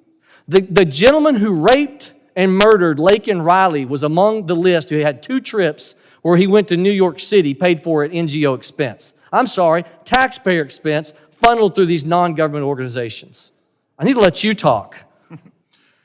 You're absolutely right, sir. So for our study back in 2022, in this country, in towns across it, we're seeing flights being dropped off in the middle of the night with no advance notice. Citizens were living in fear. We decided to do a small, very small sample size of that huge mass of the NGO blob. We looked at only 30 locations for a 1-month period, grabbed the cell phone movement in and out of them, 30,000 devices, and from that very small sample size, they went to every single congressional district. I've got 19 seconds left. I want to say this. You also report that in New York, you saw that these funds were being used for shelter programs, providing false residency documents to illegals, showing them how to provide false documents. Other NGO, you found in Mexico tied into this, illegal alien camps that had flyers telling people, don't forget to vote for Biden. You had NGOs advising illegals to lie to law enforcement to evade ICE, all a part of your organization's information. We need to spend more time on this because this could still continue in the future, absent legislation prohibiting and cranking the screws down to make sure this is never repeated. I yield. Gentleman yields. The chair recognizes the gentleman from New York, Mr. Kennedy, for 5 minutes. Thank you, Chairman. Earlier, I entered into the record a press release from this Republican-led committee stating that the U.S. Conference of Bishops and Catholic Charities USA are under investigation, directly contradicting what was stated by my Republican colleagues in this committee earlier in our deliberations. I'd like to enter into the record a letter from Pope Francis to the bishops of the United States of America back on February 10th, 2025. Pope Francis sent a letter to the U.S. Conference of Bishops rebuking the Trump administration on its mass deportation policies, which included the deportation of U.S. citizens, mind you. And just a couple of months later, what seems like retribution from the Trump administration and congressional Republicans, now Catholic Charities USA and U.S. Conference of Bishops are being investigated, and funding is being cut to the humanitarian work that they're doing across our country. It's deeply offensive to Catholics across this nation, and it reeks of anti-Catholicism, and it needs to stop. But this is just the tip of the iceberg.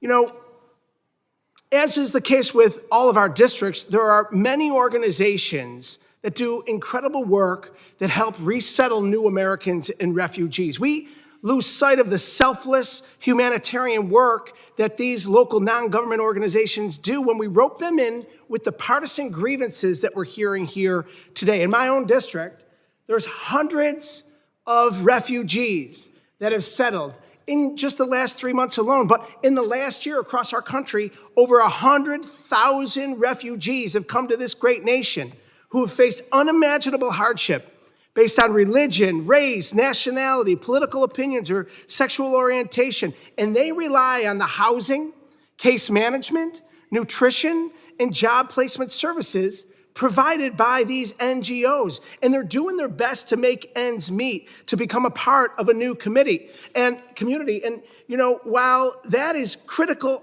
life-altering support made possible in large part to the federal government investment in these programs and funding streams are being cut by this administration and congressional Republicans. They're not only affecting jobs and livelihoods across the country in every single community represented on this committee, but they're forcing the workers to be laid off, and hence the work that they were doing to help new Americans assimilate into our country is not being done. Refugees can no longer rely on these services. Workers can no longer rely on support from the federal government to keep the lights on. And meanwhile, American people are watching as people, including U.S. citizens and children with cancer, are grabbed off the street by masked ICE agents in plain clothes. Migrants are mistreated at detention center by the administration's Department of Homeland Security. And people who came here legally to seek a better life see their futures in jeopardy under Trump's policies. And finally, I want to share my remarks about an incredibly pressing issue that this committee would be better off addressing and is suited to explore. It's already been addressed today, but all of our hearts are broken about what transpired in Texas with the flooding. just a week and a half ago. And in Kerr County, Texas, surrounding areas experiencing the unimaginable devastation and loss of life. Over 132 lives lost, over 100 still missing. And in the aftermath of this tragedy, current FEMA employees sounding the alarm about the Trump administration's slow and delayed response to Central Texas, and reporting suggesting that FEMA failed to answer many calls, thousands of calls from victims in the days following the flooding. So make no mistake, emergency responders and local officials in Texas carried out acts of heroism to save lives and pick up the pieces of the lives that were shattered. But this committee has an obligation to investigate how the Trump administration's months-long degradation of FEMA, from defunding to layoffs to consolidation, played a role in these delays. 72 hours it took them to get people on the ground from FEMA into the flood zone to save lives and to help those poor people in that horrific disaster. And I'm so disappointed that there's not been more of a measured response from Republicans to address the authority and oversight of this committee. I've sent a letter with Congressman Gabe Amo, the ranking member of the House Subcommittee with Oversight over Emergency Weather Alerts, asking the administration to address these issues. I ask you, Chairman, and my colleagues, it's our responsibility to conduct this oversight in an urgent manner moving forward. Let's address these real threats and not chase political distractions. And on that note, I'd like to also, with unanimous consent, put into the record this op-ed from the former FEMA head, Deanne Criswell. Cuts to federal response programs guarantee future disasters. I yield back. Without objection, the gentleman yields. Without objection, be entered into the record. The gentleman yields back. The chair recognizes the gentleman from Arizona, Mr. Crane, for 5 minutes. Thank you, Mr. Chairman, for holding this hearing today on how NGOs facilitated the Biden border crisis. You can see our colleagues are very upset that we're having this hearing today. They don't want to talk about this stuff. They don't want to talk about the 300,000 kids that we still don't know where they are. They're upset that President Trump got elected. They're upset that he's doing exactly what he said he was going to do, and we're backing him up here in Congress. This is what the American people voted for because they saw 4 years of the carnage that these open border policies plagued on the United States. And we're talking about the NGOs that they used as middlemen to carry out their operations, like the Catholic charities they used to facilitate, normalize, and accelerate illegal immigration into this country. Ms. Hopper, you've worked closely with trafficking victims and survivors. I'd like to explore the role that the NGOs have played in enabling the trafficking and exploitation of unaccompanied alien children. Under the last administration, what safeguards were put in place to protect vulnerable unaccompanied children? I previously discussed the post-placement welfare checks, which consisted of 2 phone calls. Again, if the sponsor didn't answer, the case was no longer followed up on. But there was also a notice of concern hotline where people could report concerns about the unaccompanied child's safety. But what this administration found was from August 2023 to January of 2025, 65,000 calls went unanswered. Those calls spanned from, complaints about stale bread all the way to being abused, to one case where a child's call was reporting that grown men were coming into his room at night and they were touching him. Nothing happened with that call. That call went unanswered until this administration took office, went through those 65,000 calls, made follow-ups, conducted a welfare check, and now that child has been rescued and that sponsor has been arrested. These are the safeguards that were put in place, but accountability and oversight was not had. So you're telling this committee that the Biden administration, while they were letting all of these unaccompanied minors into the country, and as we've talked about today, they weren't keeping track of them, they issued these kids a hotline that they could call if they had trouble with the sponsor family, that they were put with, and you're saying that 65,000 calls to this hotline designated to protect these kids went unanswered? Is that what you're telling this committee? Yes, sir. Wow. That is unbelievable. Unbelievable.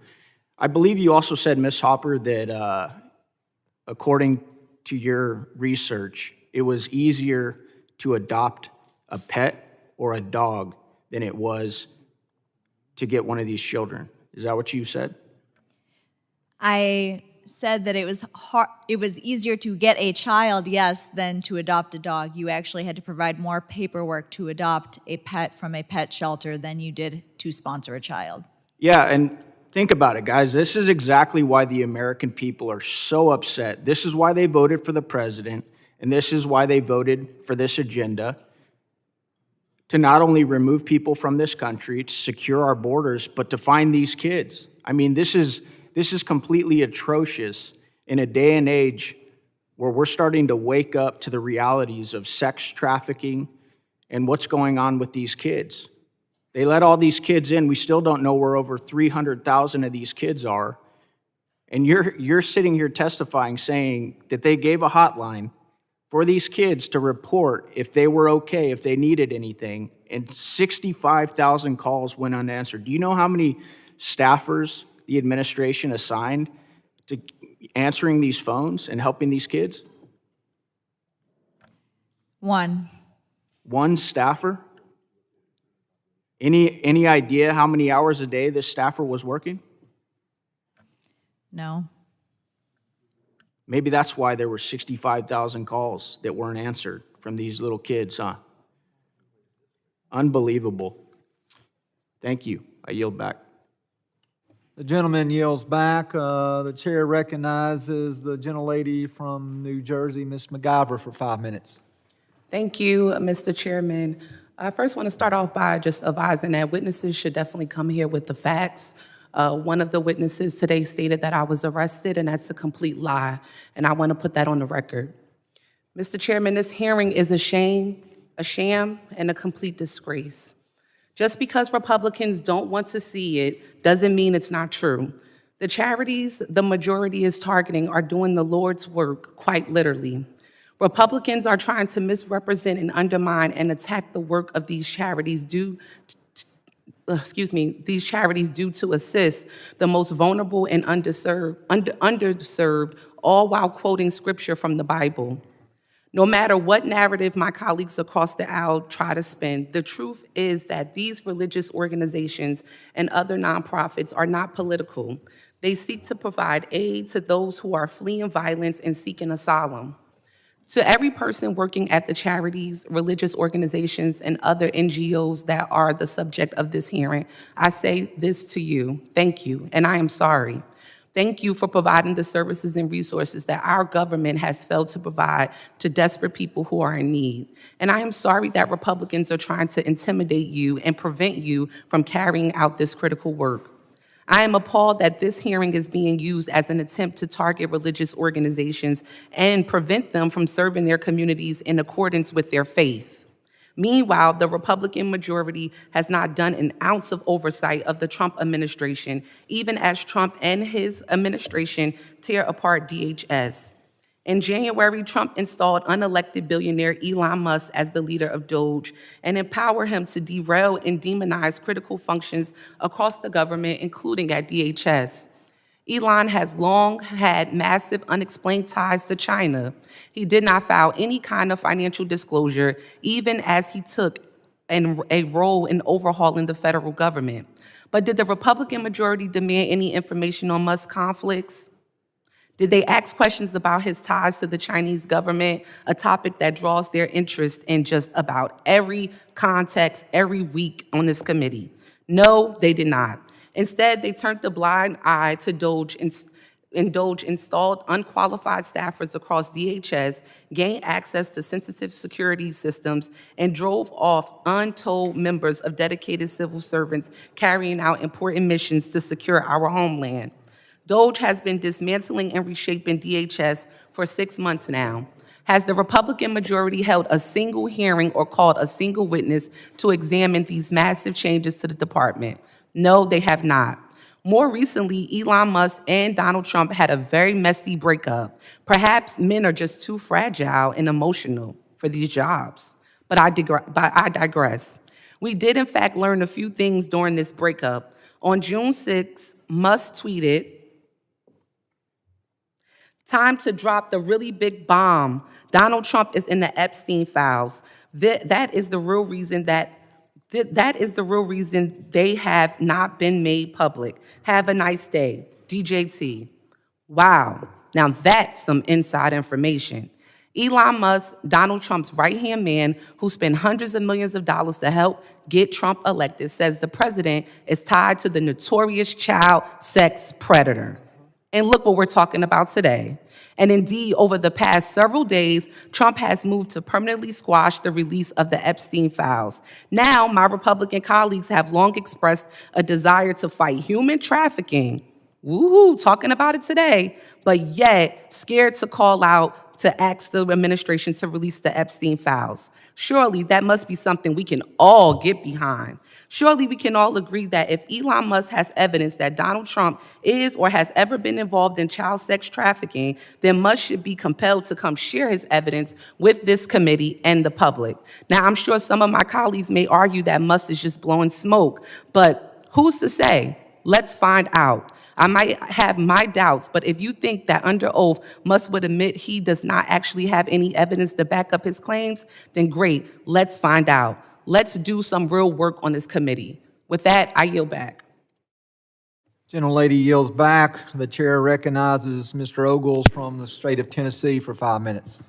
Thank you, Mr. Chairman. I'd like to enter into the record for unanimous consent a news story by News Nation updated on June 7th, 2023 by Mr. Ventura and Mr. Markham, talking about the NGOs using tax dollars to relocate migrants. And quite frankly, without objection, the document we entered into the record. Thank you, Mr. Chairman. And when you look at their track record, and there's some statistics I'll quote, and most of this can be directed at you, Ms. Hopper, but to the other two witnesses, feel free to chime in. We'll just have an open dialogue, is they were clearly putting profit over the safety of these children. And my colleagues on the other side have spent most of the day disrupting this hearing, stalling this hearing with procedural votes. Meanwhile, we have 325,000 children that are unaccounted for. We have 65,000 calls of concern that went unanswered. And yet, all they want to talk about is Trump and Elon Musk, some tweet that has since been redacted. I mean, it's nonsense. And by the way, you know, one of my colleagues mentioned religion, you know, saying that, you know, we over here are righteous. And yet, I do believe if you look at the context of this hearing, they're the ones that are quoting the Pope and the Catholic bishops and all the other stuff. Meanwhile, I want to talk about the children. How do we find these 300,000 kids? How many of them are being sexually abused right now? I think in your testimony, 70%, or one of your testimonies, 70% of the records revolving children were falsified. 80% of the women coming into an El Paso shelter were sexually assaulted. Where's the outrage on the other side, folks? That's what this is about. This should be a nonpartisan committee. We're talking about the safety of the homeland. We're talking about 300,000 children that right now could be being raped systematically and trafficked. And they want to talk about the boogeyman. I want to talk about the boogeyman too. I want to talk about all the predators and the gangbangers and the murderers that were allowed into this country. Just in Nashville, the ICE raid, where they arrested murderers, rapists, traffickers, child traffickers. That's who they're protecting. Let's talk about these 300,000 kids. How do we find them? How do we undo this mess? And oh, by the way, the idea that none of these folks are criminals, if you came into this country on false pretense, that is a crime. They're not migrants, they're illegal immigrants.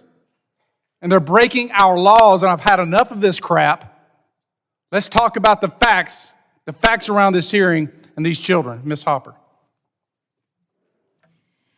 There needs to be complete coordination with the state and local agencies.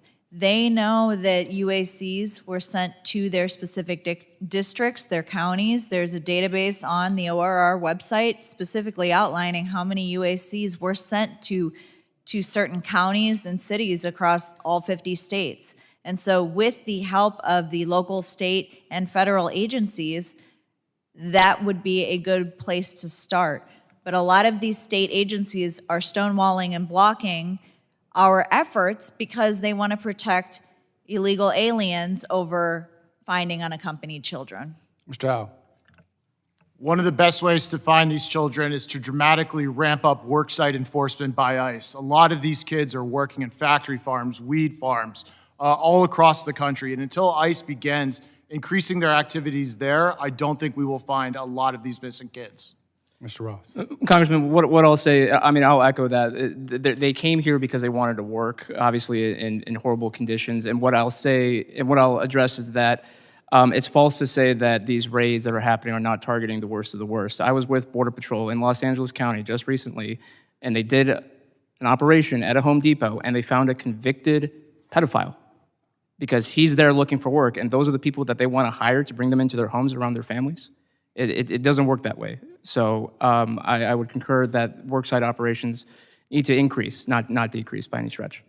Mr. Chairman, you know, I thank you for the importance of this hearing, the topic. I thank you to the witnesses. But as we look at the systematic trafficking that we've seen across this country, Ms. Hopper, you're an expert on this. When you look at the distribution networks that the cartels have into our country, a distribution network, by the way, that would rival FedEx or the United Postal Service, and their ability to move product. And for them, product is human trafficking.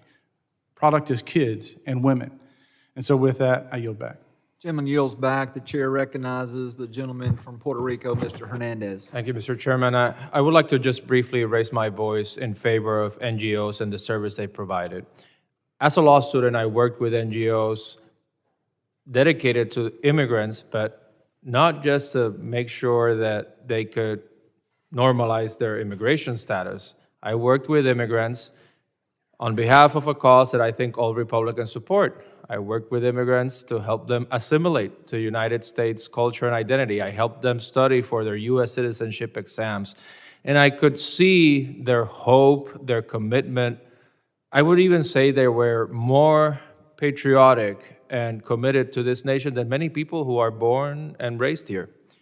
I worked with NGOs to help victims of domestic violence who fled their home countries with their children, fleeing from terrible, terrible, terrible life circumstances, and people who found hope and security in this nation, and people that I was proud to see this nation welcome to provide them safety and security and a brighter future. So I really profoundly regret to see this Congress, to see this committee attack NGOs so broadly under a false pretext that this is really to protect the people. We are attacking people. We are attacking institutions that help people. And I want to make sure that history reflects the side that we, the Democratic caucus, this side of the aisle, stand on today. Thank you, and I yield back. Mr. Chairman. I'm sorry, who wishes to be recognized? Crane from Arizona. Ms. Crane. Request to enter into the record from Oversight Project article tracking movement of illegal aliens from NGOs to the U.S. Interior. Without objection, shall be admitted into the record. Thank you. Mr. Chairman. Mr. Thompson. I'd like to enter into the record the statement of Bishop Nicholas DiMaggio of Brooklyn, New York, in which he states, from our Catholic faith perspective, the issue is ultimately about human beings. Without objection, will be entered into the record. With the gentleman yielding, the chair now recognizes the gentlelady from South Carolina, Ms. Biggs.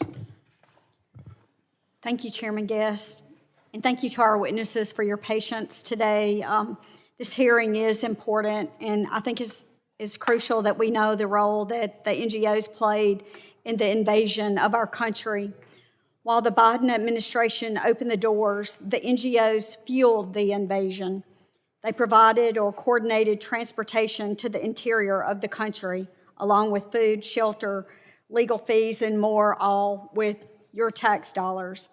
Mr. Chairman, I'd like to submit for the record this piece of the Free Press titled "Nonprofits Are Making Billions Off the Border Crisis." Without objection, it shall be entered into the record.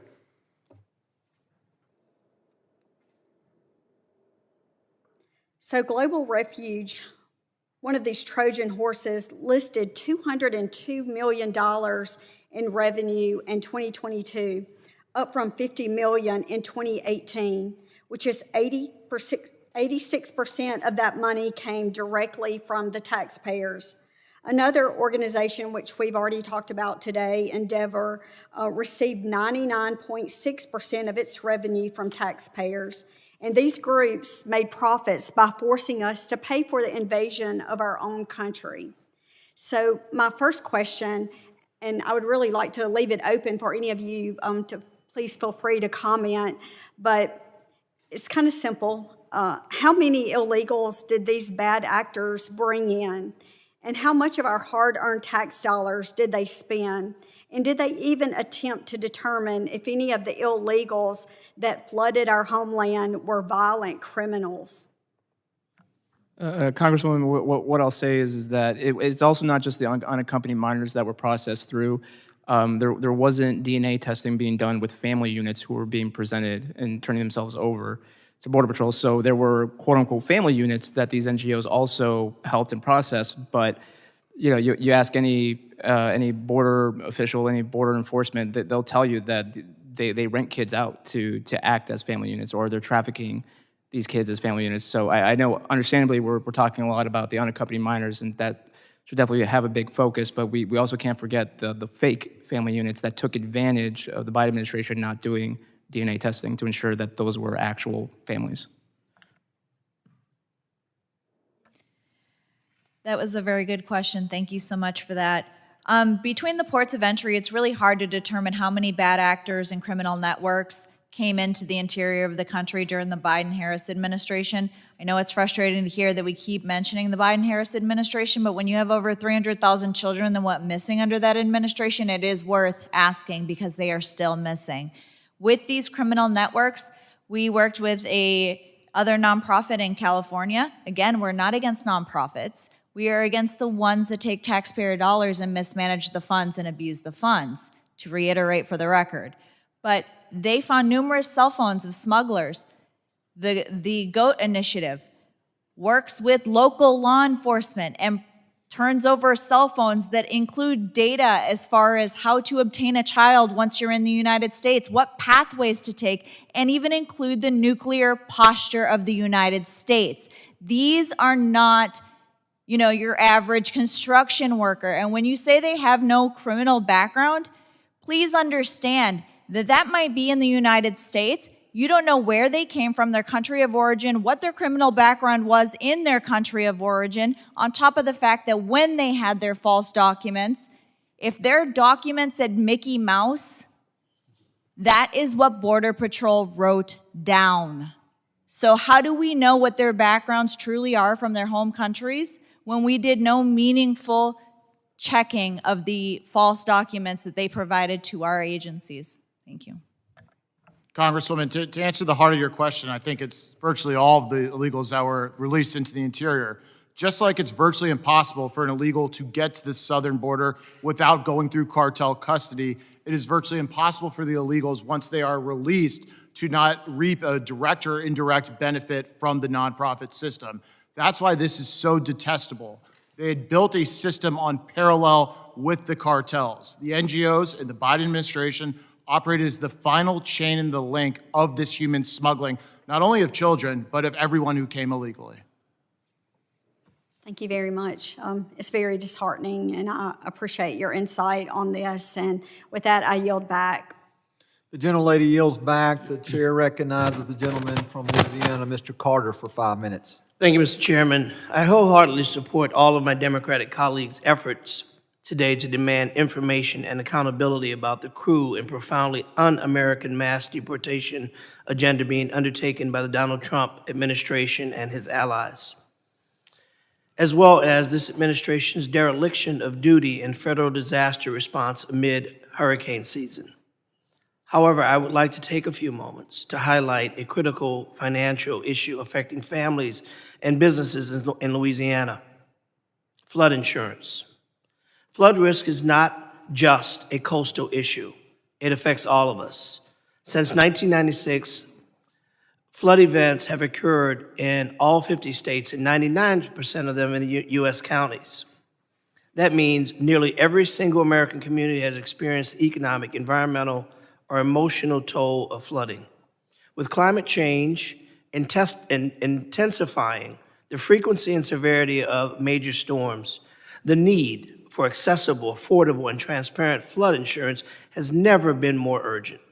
Unfortunately, FEMA's implementation of Risk Rating 2.0, the new methodology for calculating National Flood Insurance Program, NFIP premiums, have created serious affordability problems for our constituents. Let me be clear. Congress did not pass legislation to mandate Risk Rating 2.0, nor did we have any meaningful input in its development. FEMA claims that this overhaul falls under its administrative authority.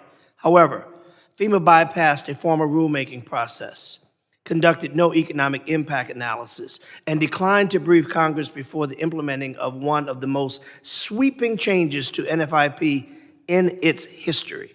In fact, FEMA has continuously refused to release its full Risk Rating 2.0 methodology.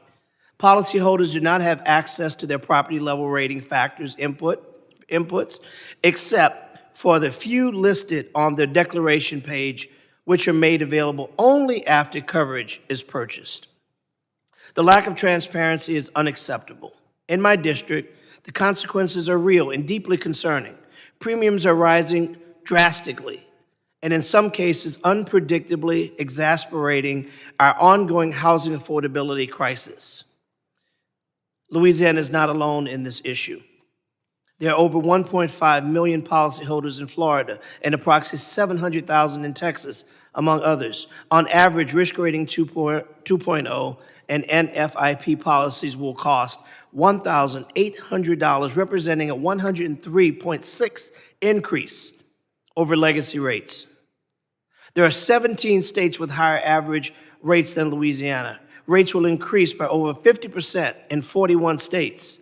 Some of the states with the highest average risk rates include Maine at 183% rate increase, West Virginia at 171%, Mississippi at 149%, Florida at 131%, and New York at 85%. Among metropolitan areas, my district in New Orleans has the second highest average insurance coverage, behind only Miami. For working families already struggling to keep up with the mortgage payments, high insurance costs could mean having to choose between flood protection and other essential needs. Many have opted out of NFIP altogether, leaving them and their entire communities vulnerable and uninsured in the face of disaster. Within just 2 years of implementing Risk Rating 2.0, NFIP lost over 215,000 policyholders, and nearly 5% of all policies. States that saw the biggest decline in policyholders were West Virginia, losing nearly 20% of policies, Oklahoma about 18%, and Texas with 15% decline. Not far behind, over 1 in 10 policyholders in Louisiana has opted out. This is not a partisan issue. I have been highly critical of Risk Rating 2.0 throughout the Biden administration, with even former Secretary Mayorkas acknowledge that Risk Rating 2.0 is flawed. Yet during both Biden and Trump administrations, FEMA continued to push forward without correcting course, listening to Congress, or properly engaging the people most affected by these changes.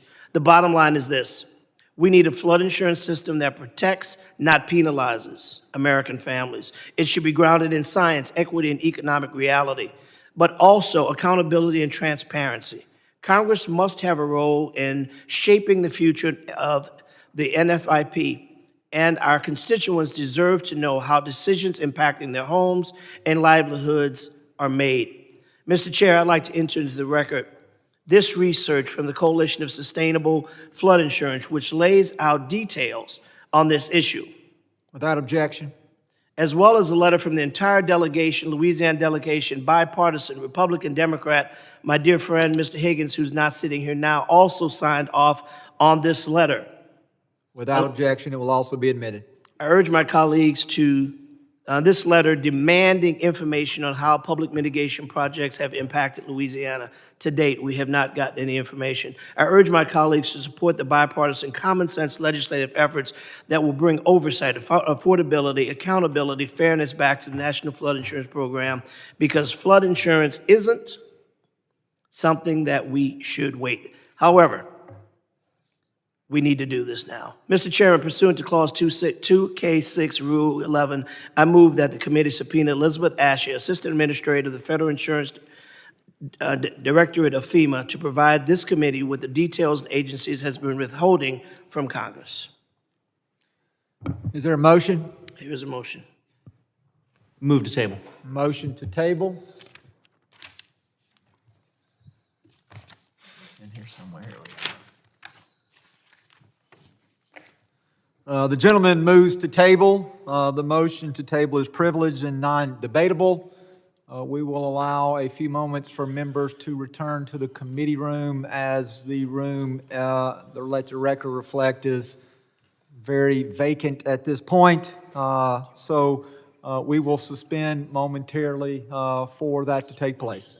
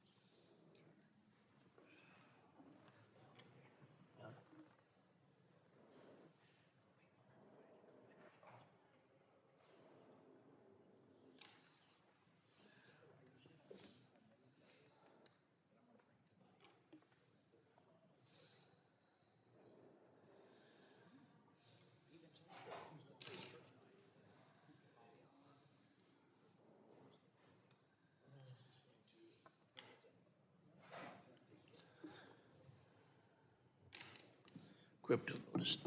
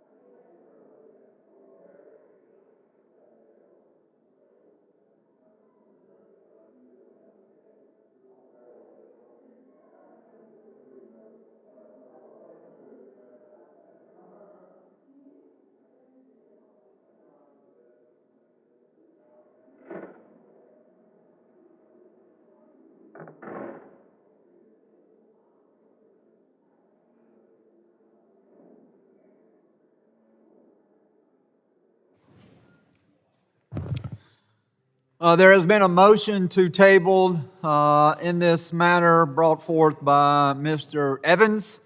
The motion is privileged. It is non-debatable. All those in favor, please signify by saying aye. All those opposed, please signify by saying no. No. In the opinion of the chair, the ayes have it. Is there a motion? Motion to have a recorded vote. Mr. Motion for recorded vote has been requested by the ranking member.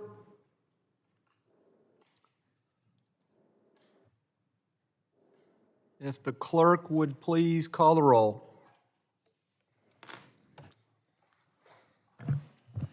Mr. Green of Tennessee. Mr. McCall. Mr. Higgins. Mr. Jimenez. Aye. Mr. Jimenez votes aye. Mr. Pfluger. Mr. Garbarino. My apologies. Mr. Pfluger, is that aye? Yes, sir. Mr. Garbarino. Ms. Green. Mr. Gonzalez. Mr. Luttrell. Mr. Luttrell votes aye. Mr. Strong. Aye. Mr. Strong votes aye. Mr. Burkeen. Aye. Mr. Burkeen votes aye. Mr. Crane. Aye. Mr. Crane votes aye. Mr. Ogles. Aye.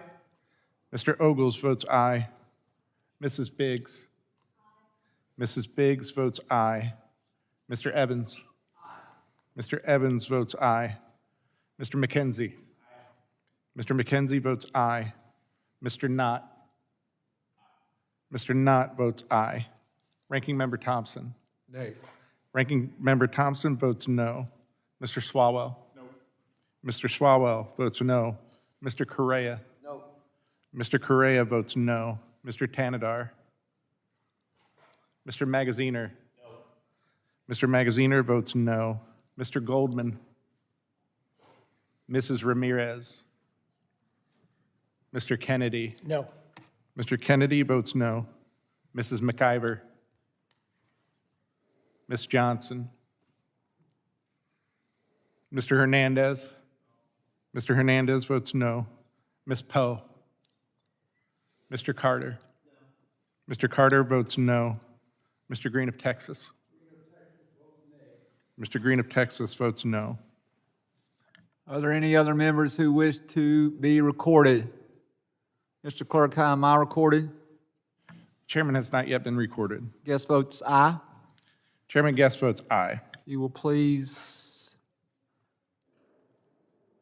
report the totals. On that vote, Mr. Chairman, there were 12 ayes and 8 noes. In the opinion of the chair, based on the recorded vote, the motion passes and the request has been tabled. Mr. Carter, did you yield back? I was trying to think. Have you yielded the rest of your time, I believe, if I'm not mistaken? All right, at this time then, the chair would recognize Mr. Evans for 5 minutes for his questioning. Thank you, Mr. Chair. Thank you, of course, to the witnesses for coming. And Mr. Chairman, I'd like to submit for the record this committee's report from last year in which then CBP Chief Patrol agents told the committee that, quote, NGOs will facilitate the migrants' travel plans to wherever that's going to be while they wait for their immigration hearing and, quote, once they're released from our custody, the NGOs then provide them with potentially transportation up to the Phoenix area or other areas of the interior to help them make travel arrangements, things like that. Without objection, the document will be entered into the record. Thank you, Mr. Chairman. And also for the record, a statement by now CBP Commissioner Rodney Scott in this same report in which he says that cartels and NGOs actually coach would-be border crossers on claiming asylum after being apprehended by the Border Patrol. Without objection, it will be entered into the record. Thank you, Mr. Chairman.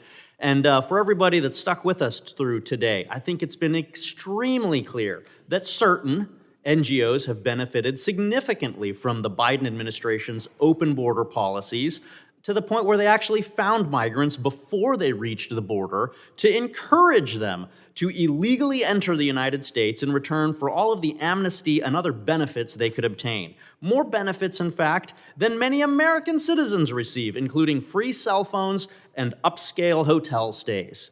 Mr. Howell, first question will be to you. Your organization's in-depth study tracked devices given to illegal immigrants by border NGOs and showed, unsurprisingly, that my part of the world, Denver, Colorado, and the surrounding areas, was one of their more popular final destinations. The sanctuary state policies in Colorado and Denver have allowed NGOs and government entities to spend millions of taxpayer dollars to provide services to illegal immigrants and have proliferated crime in our area, making Colorado this year the second most dangerous state in the country.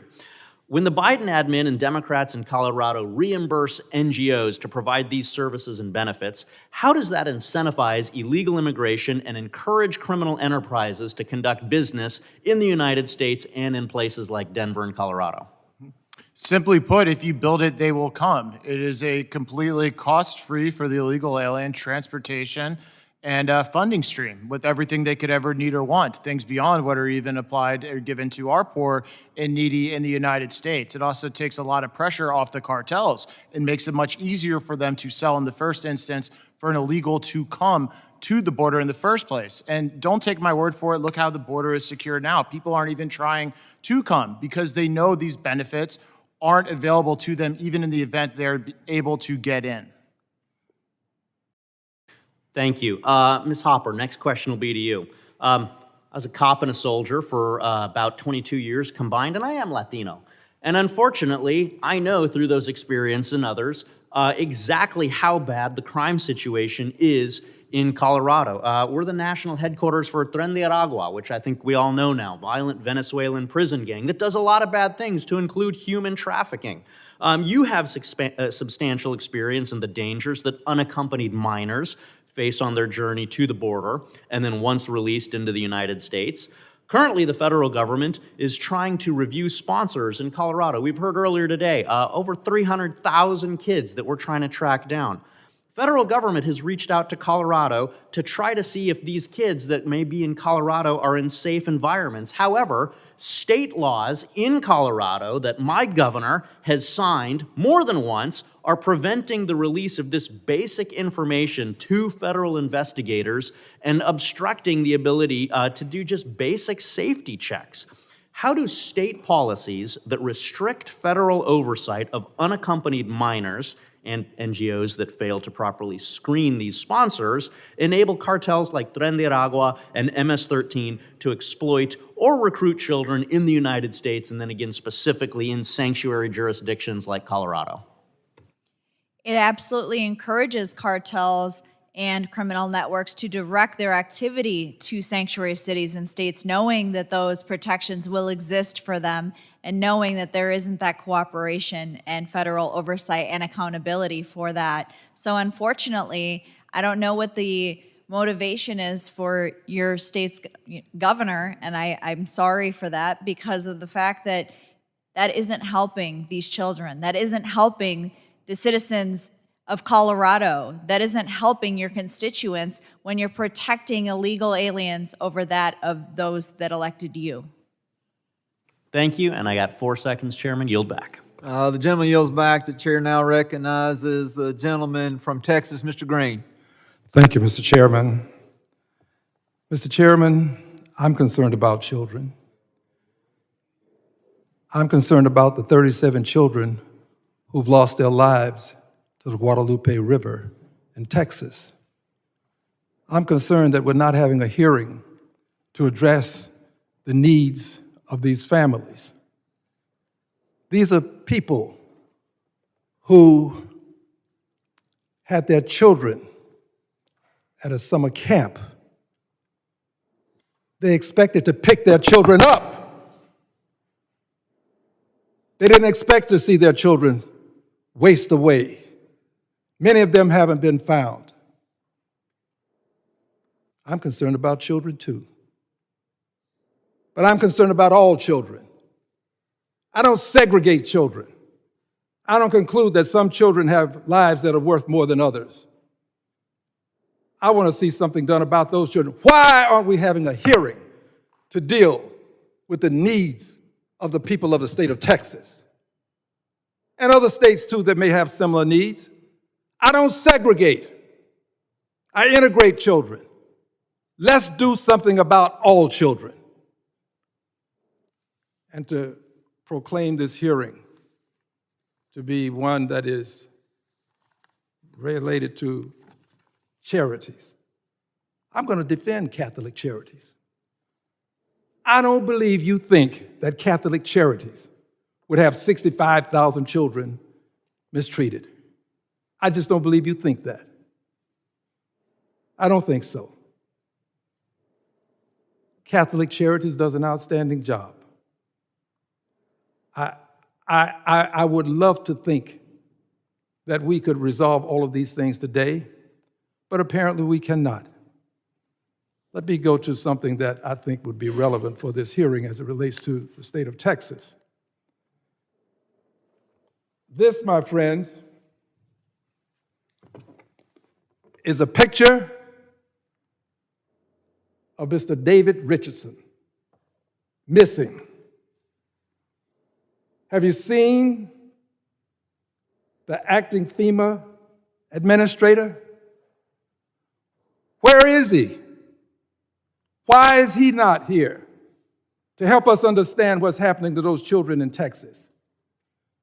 To explain to those parents why FEMA has been feckless and ineffective.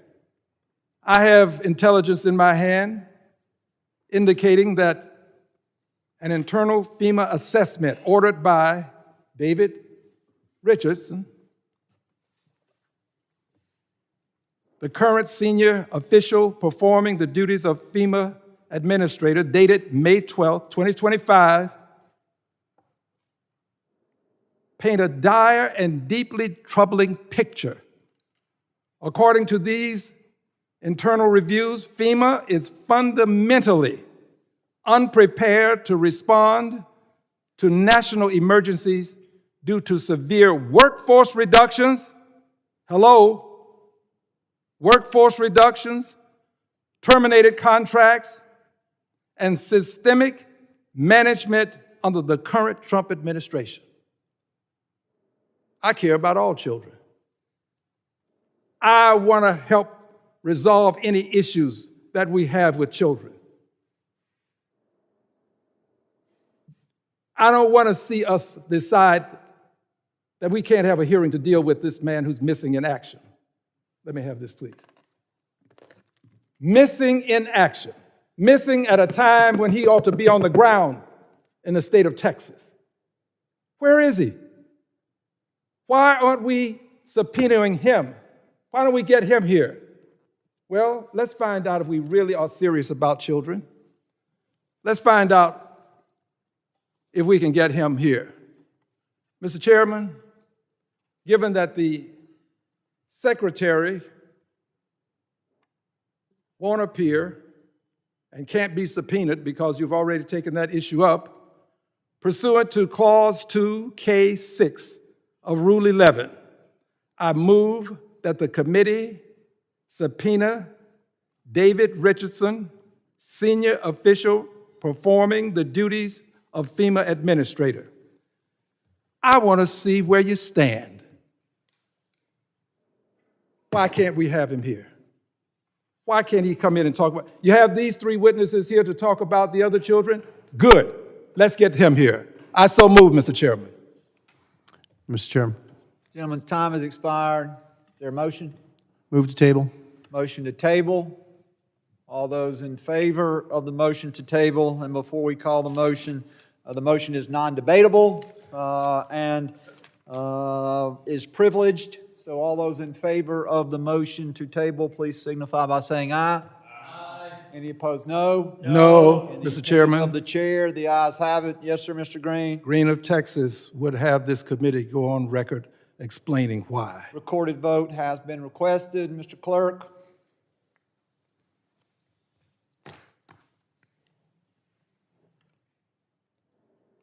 You will please call the roll. Mr. Green of Tennessee, Mr. McCall, Mr. Higgins. Mr. Jimenez. No. Mr. Jimenez votes no. Mr. Pfluger. Mr. Garbarino. Ms. Green. Mr. Gonzalez. Mr. Luttrell. Mr. Luttrell votes aye. Mr. Strong. Aye. Mr. Strong votes aye. Mr. Burkeen. Mr. Crane. Mr. Ogles. Mrs. Biggs. Mrs. Biggs votes aye. Mr. Evans. Mr. Evans votes aye. Mr. McKenzie. Mr. McKenzie votes aye. Mr. Knott. Mr. Knott votes aye. Ranking Member Thompson. Nay. Ranking Member Thompson votes no. Mr. Swalwell. Mr. Correa. No. Mr. Correa votes no. Mr. Tanadar. No. Mr. Tanadar votes no. Mr. Magaziner. Mr. Goldman. Mrs. Ramirez. Mr. Kennedy. No. Mr. Kennedy votes no. Mrs. McIver. Ms. Johnson. Mr. Hernandez. Ms. Poe. Mr. Carter. Mr. Carter votes no. Mr. Green of Texas. On behalf of the 37 children who've lost their lives, Green votes nay. Mr. Green of Texas votes no. Do any members wish to change their vote? Mr. Chairman, I wish to change my vote to yes. Mr. Jimenez votes aye. Are there any other members who have not yet been recorded that wish to vote? Mr. Crane votes aye. Mr. Clerk, how am I recorded? The chairman has not been recorded. Guest votes aye. Chairman Guest votes aye. If the clerk will please report the total.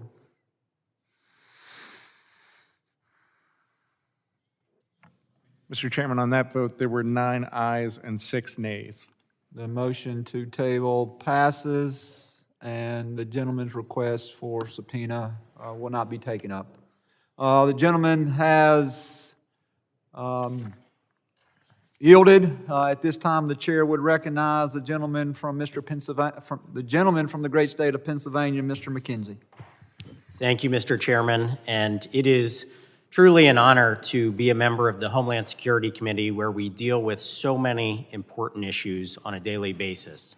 And the breadth of the topics that we are faced with dealing with and discussing is quite extensive. I look forward to continuing the work of this committee on a wide range of issues, some of them raised here today, as we move forward. But the topic at hand is the failings of the Biden administration and how NGOs facilitated the Biden border crisis, where millions of people entered our country illegally during those 4 years. Within that, there was a subset of children. 300,000 children were not effectively monitored, and their whereabouts were sometimes unknown. That was questioned by my colleagues on the other side of the aisle, and fact checks were done on that. And what did the fact checks come back with? They said, well, you know, the 300,000, it wasn't that they were effectively monitored, but there were just 32,000 who didn't show up for a court case. And so they were at a greater risk of sex trafficking, exploitation, or forced labor. 32,000 children who are left vulnerable.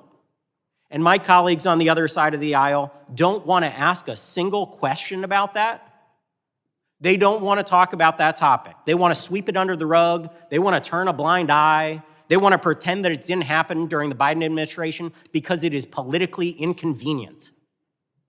The welfare of children is something that they don't want to talk about all of a sudden because it happened under a Democratic administration. We have documented cases of rape of children, children working in extremely dangerous conditions, and those unaccompanied minors, when they went to do welfare checks on them, they're unaccounted for, simply gone. But they don't want to ask any questions about that. They don't want to talk about it. And so We have a responsibility as the adults in the room to govern, to do oversight, to do these questions that come before this committee to make sure every American is safe.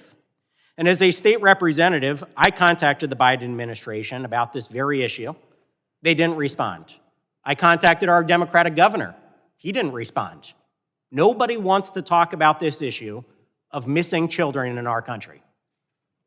So I am glad that we are having this hearing today because we need to get some answers. And so my first question is for Mr. Howell. I want to understand the flow of money, what appropriation, what line item it was in, where it went to DHS, and how it moved to either states to facilitate the movement of these children or to NGOs. So for the DHS money, most of it went out through FEMA and the SSP program, which was renamed about halfway through the Biden administration. It used to be called something else. But there would be a series of grant-making exercises. A lot of them are publicly posted online where you can see the main organizations that received it. And after that, there are sub-grants and other things. It's very difficult to follow the money all the way from federal government to end recipient, let alone the usage.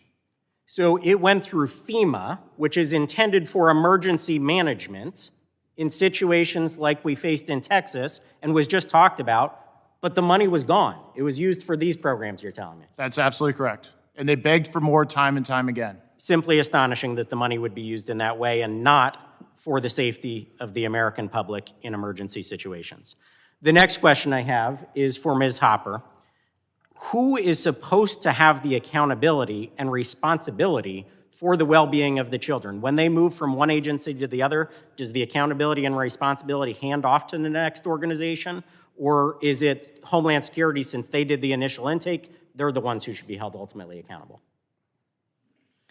It's a very good question. A lot of these agencies are pointing fingers at each other, and without a clear established person or group or agency that's responsible. You had Border Patrol that had 48 hours to move these children, these men, these women through.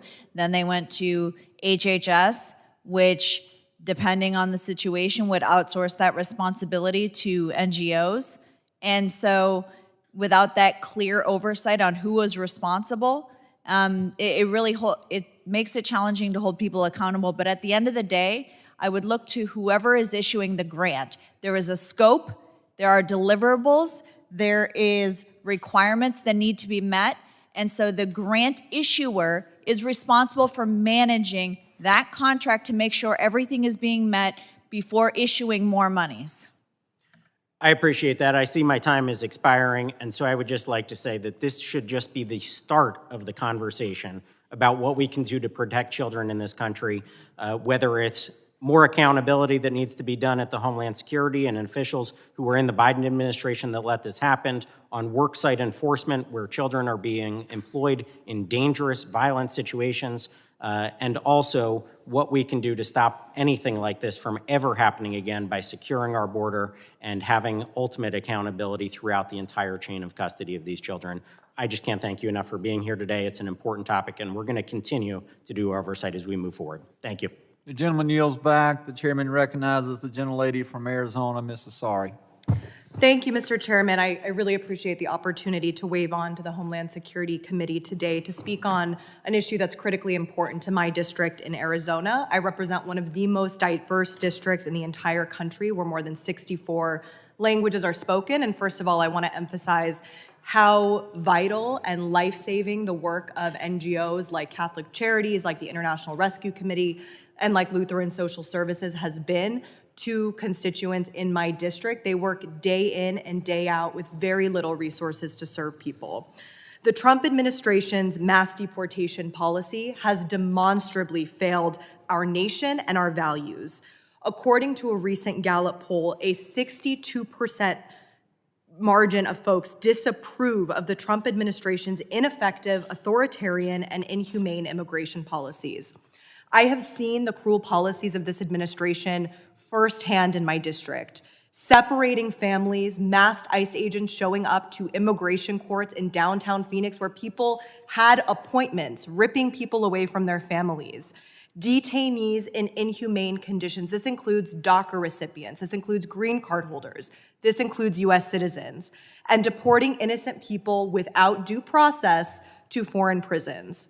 It is unconscionable. About 1 month ago, I went to the Eloy Detention Facility about an hour outside of my district in Phoenix. I spoke with more than a dozen women there who were desperate, devastated about the conditions that they're living in, facing significant harassment. They described a situation where one of the staff members literally forced them outside to march outside in 110-degree Arizona heat, marching around for over 2 hours, yelling at them, quote, "This is the price of the American dream." This is disgusting. And when we're talking about well-being of citizens, even if you believe that these people should not be in the United States, it is embarrassing that our country would be treating any human being like that. So, Mr. Howell, I have a couple of questions for you. Very straightforward, yes or no. Do you support this type of treatment of human beings? I'm sorry, I wasn't listening. All the other Democrats haven't asked a question, so I kind of wasn't paying attention. Can you restate it? Okay. The detention center facility conditions in this country are atrocious. Women are being harassed, they're being dehumanized. In Arizona, they were forced to march outside in 120-degree heat until somebody fainted. I have visited these detention centers as part of my oversight responsibilities. I know you're a big fan of oversight. Do you think that is acceptable treatment of human beings by the United States of America? For illegal aliens to be detained throughout their immigration proceedings, yes, To I be think treated it's in the that law. way. To be treated in I'm that not taking your word for it. Okay. On top of that, 17 million Americans were just cut off of health care thanks to the vote of all of the Republican colleagues over here. Meanwhile, Republicans just gave more money to ICE and DHS to the tune of $170 billion. It's now one of the largest funded agencies in the world, about 16th or 17th in terms of what a military would look like for other countries. Again, you talked about the importance of oversight, Mr. Howell. Do you believe that members of Congress are legally allowed to conduct oversight of ICE detention facilities? As we've written extensively the Oversight Project, because we're trying to help keep your colleagues out of jail, like Representative McIver, who was indicted, I misspoke when I said she was arrested, you as an individual member do not have oversight authority. Oversight authority by the rules of the House flows through the full House to the chairman, and that right now is held by the majority. So It is despite the legally statute allowed. that you cite, Mr. it's going to Howell, end up with more reclaiming my Democrats time. clogging our Reclaiming jails. my time. I want to keep you out of jail. Claiming my time, thank you. It is actually legal for members of Congress to go to detention center facilities that are operated by our government and to conduct oversight. That actually is legally allowed. That is incorrect. We also know that the Trump administration is funneling billions and billions of dollars to private for-profit prisons. I heard today a number of $6 billion to NGOs that you all are so concerned about. The private prison companies in this country, like Core Civic and Geo Group, are making billions of dollars in profits because of the massive, and stunning corruption. They gave billions of dollars to elect Donald Trump. Now we're making sure that they make billions of dollars.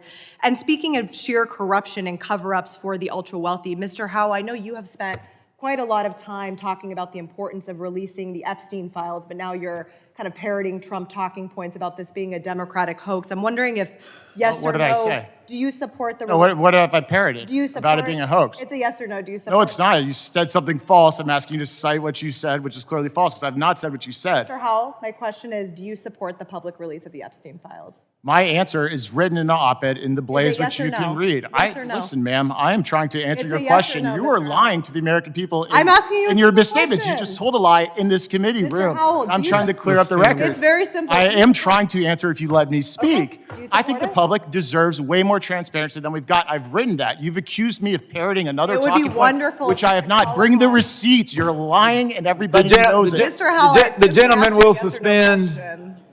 The gentlelady's time It's a has yes or no question. the gentlelady's time has expired. The chair will now recognize Mr. Knight for 5 minutes of questioning. Mr. Chairman, it's good to be here. Thank you for having this hearing. To the witnesses, I would say thank you. I think I owe you another thank you. This has been quite a long hearing, and unfortunately, the Democrats have obstructed, they've distracted, and they've refused to engage in this topic because it shows that their narrative that they have authored is false.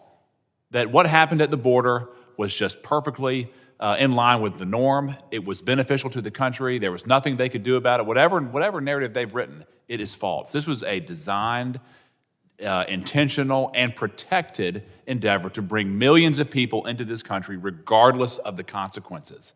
It was designed by the Biden-Harris administration, and the Democrats on this committee are still defending it. It's just astounding. They will not say this hurts the American people. Unchecked illegal immigration hurts the American people. We could go on and on. I want to give you all some time to talk. Mr. Howell, starting with you. One of our esteemed colleagues on the other side declared that what happened at the Biden border was not politically motivated. It was all charity. Do you agree with that statement? Absolutely not. It was a highly coordinated plan executed by some of the most radical elements of this country for the sole purposes of ushering in a massive border crisis, which caused tremendous damage and is still being defended to this day. Does that affect the electoral count or congressional apportionment? Absolutely, it affects the census. Do you think that that is lost on Democratic governors, senators, and congressmen and the Biden-Harris administration? It is absolutely not. Was there a plan to send them to politically sensitive states? I think they send them everywhere, but the highest concentrations are the urban areas, which are clearly of benefit to the Democrats. Was there evidence that these individuals here illegally were coached on how to register to vote, where to go, what to say, how to evade capture from immigration officials? Correct. It's happening still today with these nonprofits coaching them on how to evade. As for the voting, as this country's voting system became a laughingstock with the mass mail-in ballots, we have evidence from the Biden White House of a listening session they held with these radical activists where they were encouraging the Biden White House not to even ask people if they were citizens before trying to register them to vote. It's worth noting that the Democratic Party is staunchly and uniformly against voter ID, no matter what state has been proposed. Just a random thought. Ms. Hopper, what interest do international parties have in sending millions of people to this country illegally, including children? Particularly the countries that we have visited, a lot of the individuals that are leaving are criminals in their home countries. So their governments, their country's government, have no interest in retaining them. You are having the worst of the worst leave your country. You are having a decrease in crime because the worst of the worst are leaving your country. Is there also financial incentives? Are they not sending money out of this country back to their home countries? Oh, absolutely. Absolutely. They make money in this country. So they're getting rid of criminals, and then they're taking home money. Exactly. Amazing. You mentioned earlier, I'm sorry for being quick, there was one person at this call center for abused children, 65,000 unanswered phone calls. Let's back up before they even got here. How many people were in charge of vetting the millions of people that came across the border? And vetting is being used as though it happened. Vetting did not happen, did it? Not in a meaningful way, no. It was a process. They were processed into the country. Supposedly, and not in a consistent way. Right. Now, I've got one more question, Mr. Rosa. I want to give you a chance to respond to Mr. Green. He looked right at you and said he didn't believe that you really thought that children were mistreated by a charity with the name Catholic in it. I want to make a distinction. It was not an extension of the Catholic Church. This was a uniformly named charity with the word Catholic in it. But I want to give you a chance to respond. Well, yeah, because the reason why that was just a weird thing to say is because the people at the border, they know how these things work, right? This isn't new. So these NGOs, not just Catholic charities, a whole bunch of them, they knew that the vetting wasn't done, that this was being done haphazardly because of the volume, right? The volume overwhelmed the system. And so there are shortcuts that need to be taken. By design. By design, exactly. Yes. And so they still took the money to do that. They knew that these children were being abused. Before they arrived to the border, there was probably gonna happen after they got to their final destination, whether it's a workplace or sexual abuse. And they still took the money because it was taxpayer dollars. And they increased their pockets. And so, it's very frustrating because I've seen children as young as 7 crossing by themselves. I saw a girl hold a 2-year-old, just them. So he doesn't know me. A lot has been said about our credibility, but I've been there and I've seen it, and this was a big problem. Yep. Well, I'll close with this. Again, this was the biggest problem that I have seen in my lifetime, and it's going to take decades to fix. And it's astounding that the Democratic Party not only built it, not only implemented it, but they are still defending it. And the American people need to know that if they get back in power, those open border policies and the flood of mass migration will return. We cannot let that happen. Mr. Chairman, I yield back. Thank you, Mr. Nutt. With consultation with the ranking member, there are no closing statements in this matter. I would like to thank our witnesses for being with us today. And would like to remind our witnesses that members of the committee may have additional questions for you. and we would ask the witnesses to respond to these in writing. Pursuant to Committee Rule 7E, the hearing record will be held open for a period of 10 days. Without objection, this committee stands adjourned.